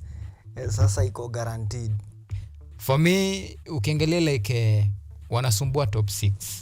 Small teams wanapiga kuua. So this is a team that iko na ability to win. I would say season ya Liverpool to lose. With everything stuck against Liverpool, they are leading. Nini ko stuck against Liverpool? Injuries. To key players like who? Hey. What do you mean key players like who? Because umeangalia injury list ya Liverpool vile imekuwa ikiwork. Huyo akitoka injury mwingine anaingia. Lakini unapata like for the bigger part of this season wametumia young players. Na imagine they are still top of the table. Yeah, it's a blend of young players. I think kama Chelsea nyinyi mmekuwa mcomplain kuhusu injury, but ukiangalia za Liverpool unashangaa ni injury gani Chelsea wanasema. You guys, you have a better team B than most teams kwa EPL. But Colwill akiumia hivi, ndio maana tunapigwa. Basi hiyo ni tegemeo. Amekuwa regular starter. We can't say the same like let's say sahi kama unajua Luis Diaz akipata injury sahi at least tunajua like Liverpool wataenda kwa mtu kama Diego Jota pale. Nunes akipata injury wewe jua tu Salah convertiwa kwa striker. Haya twende Chelsea. Reece James akona injury, nani amechukua nafasi yake? Well tuko na ngoja, nani amechukua nafasi yake? Nafasi yake imechukuliwa na anaitwaje? Malo Gusto ni team B ama ni team A? Ukimcompare, if you take Malo Gusto umpeleke kwa timu kama Liverpool, would he be a team B ama team A? Atakuwa team A. He's a top player. So there is no reason nyinyi mnatuambia ati Chelsea injury ndio zinafanya. Ngoja kwanza perform. Ben Chilwell amechukua injury. Nani anakuja hapo? Well, for Ben Chilwell like for better part of this season amekuwa absent. So that's why tuko na Cobb on his place. So better part of this season like hatujamuona akiwa very present. Again. So hatuwezi fanya hiyo comparison. No, mimi nataka nikuonyeshe vile Chelsea iko na better players than some of the teams zenye zina complain na injury. So injuries what do you mean? No. What do you mean better players? Because for you to be a better player lazima ukue tested. What do you mean tested? So you mean ni Chelsea hamna better players? Like unaona kama Malo Gusto ini season yake ya kwanza. But he's doing well. Kwani ni test gani ingine unataka? Now that's the test. But for mtu kama Reece James tumemuona many seasons. So tunajua that this is a very key player. No, issue ya Chelsea fans is one. You guys believe mnafaa. Yani mnaamini huyo ni yeye tu. Sawa, hiyo ndio shida yenu. No, so now that Colwill anapata injury, before apata injury amko mnapiga kelele is a good player. Akipata injury mnasema like nyinyi mnatafutanga mahali paku. I know every fan anatafutanga mahali pa kusema. Liverpool sasa hivi akipigwa atasema, "Hey, Salah hakuwa." No, but you see, even in absence ya Salah, these guys are having good results. But wakipigwa watasema, Mo Salah si hakuwa, wakuje tukiwa na Mo Salah. Chelsea, enda uangalie nini yenu. You realize you guys have good players compared to any other team yenye imekuwa ikicomplain na injury. Maybe mseme hamna striker. Usiseme good players, sema tuko na depth. No, tikoni depth ni depth is not just. Usisema ati good players. Unajua good players. Let me sijui nitakwambia aje. Good players ni uli very uli star mwenye team yote ina depend on him. Chelsea unaweza sema the same. Let me say this. Chelsea kutoka nyuma hadi mbele. You guys have good players. Ni nyinyi tu hamjakubali. Nyinyi mnafikiria you can only win with Cole Palmer, lazima agwe ndio tushinde. But you guys, if you look at your squad, hey, enda ukompare na Liverpool. My friend, Liverpool, they are trying, but those young players are rising to the occasion. And so the reason I would say compared to Arsenal, tuende Arsenal yenye unasema itashinda ligi. Let's compare the injury list ya Arsenal imekuwa aje. Arsenal sasa wako safe. Any reason for the to better complain. But if for the better part of the season wamekuwa na their top players, so how come Liverpool yenye imekuwa na injuries iko juu yao? But unajua the point yenye una miss ni even ile team iliwapiga Carabao ya Liverpool. Compare the two teams.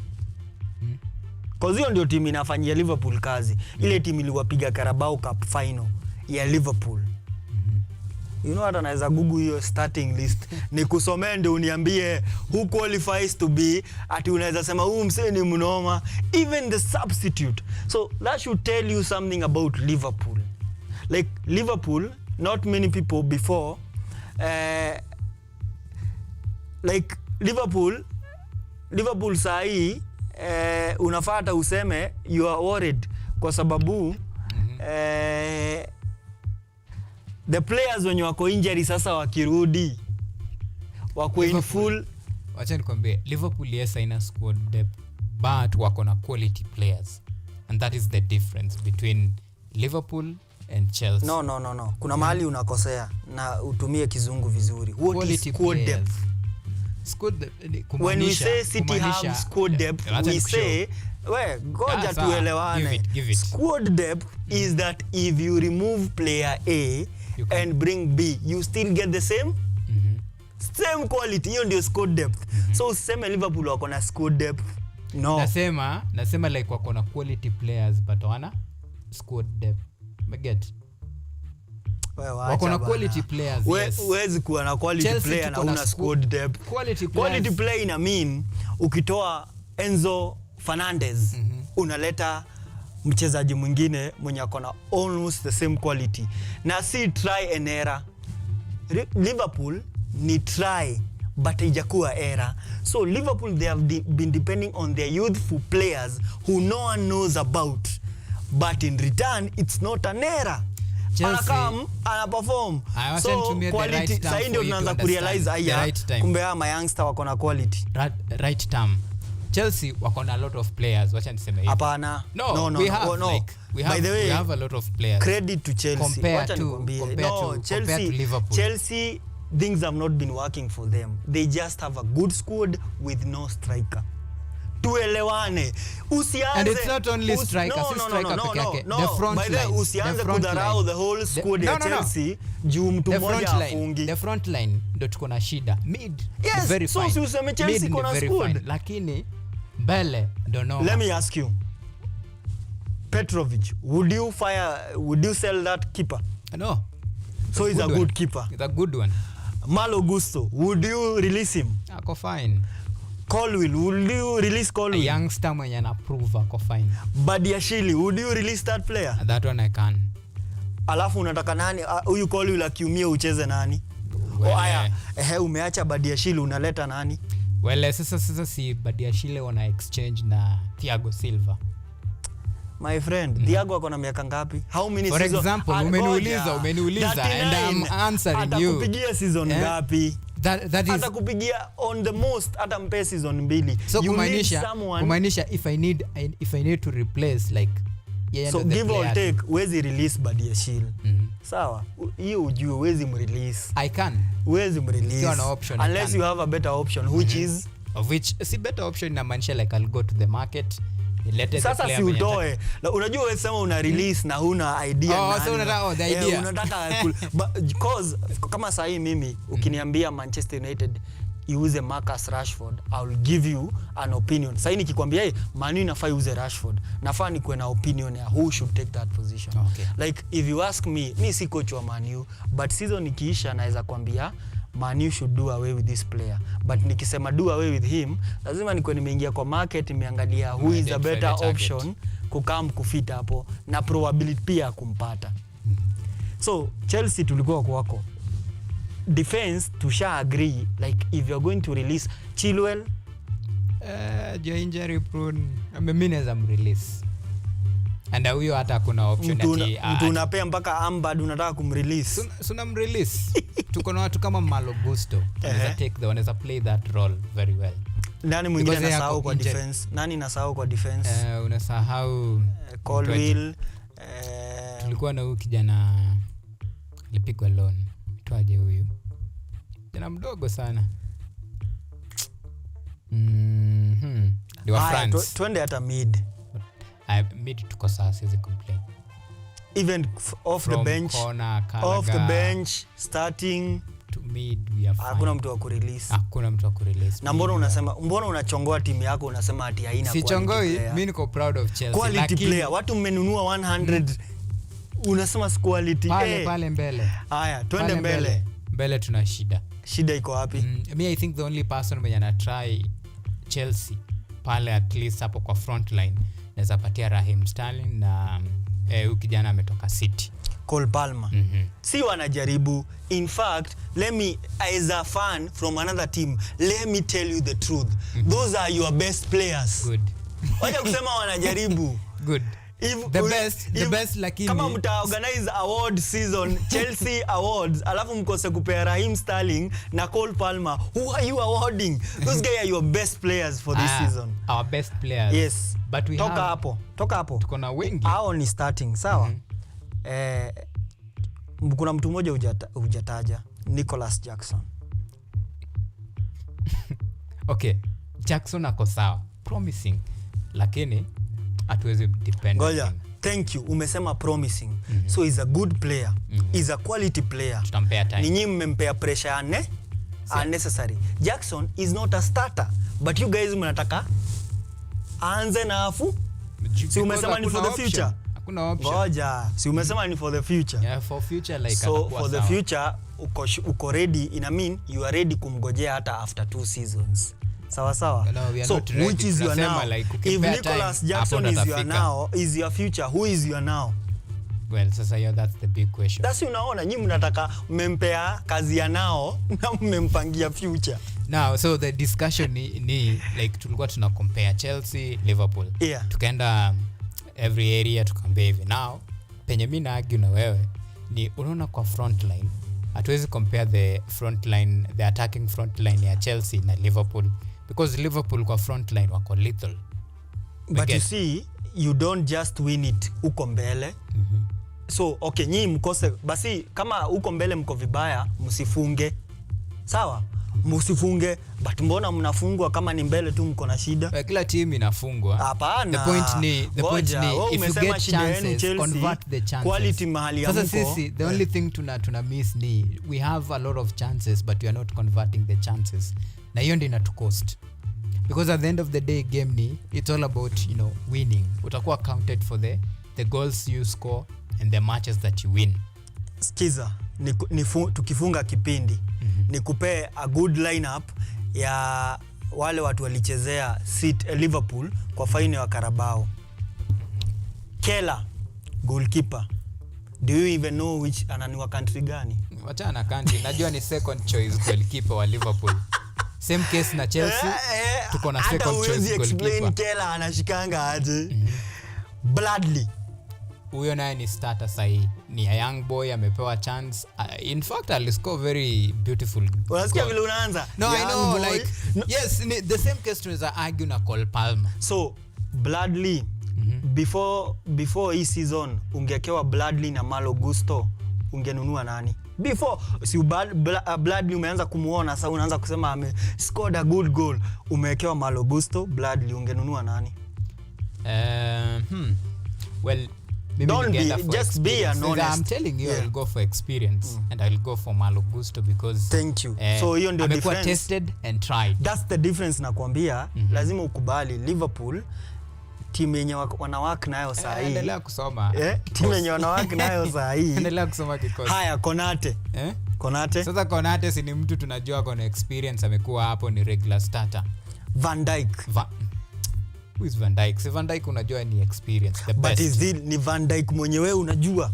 Still ana hold the status as the best defenders. Not only in England, but in the history of football Robertson. right now. Robertson, obviously we know the quality of Robertson. Haya, McAllister. Tunamjua kijana mkali sana. Pale Brighton tumejua mambo amefanya, World Cup tulimcheki. Quality player. Endo Fernandez. No. Si unaona hata unamuita Fernandez. No, Endo, the new guy. Endo pia ako fit. Chaniachia hapo. Gravenberch. Gravenberch. Hata wewe mwenyewe unaanza kujiza huyo ni Elliot is a good boy. Tumesema is a young player, tumekuwa tukimuona. A young but ni quality tumemuona, like that's why alipewa the first choice. And of course this is not the first season Elliot amecheza. Amekuwa akitumika. Tumeenda. The reality is people should be worried of this Liverpool side. Kama iko juu na iko hivyo. Chelsea kama shida ni coach. Unajua uwezi yekewa makaratasi kwa meza uambie na hajui kupika. Aliwahi jaribu kupika pilao ikaungua dakika za mwisho kama sahani ziko kwa meza, alafu unasema tunataka huyo mpishi. So for Chelsea mtu alijaribu kupika pilao ikagojewa na watu ikaungua. Huo ndio mnataka wapikie pilao. Serial loser. Chelsea tuna one word. Ipo siku. Na Pochettino. We trust. Serial loser. Okay. Tupatane Jumamosi. Time imeenda. Conversation imekuwa longa sana but ni sawa. Tutapatana Jumamosi tufanikishe zaidi. Kwa niaba ya kikosi kizima ambacho kimefanikisha hiki kipindi nasema shukran wa jazila. Kwaheri.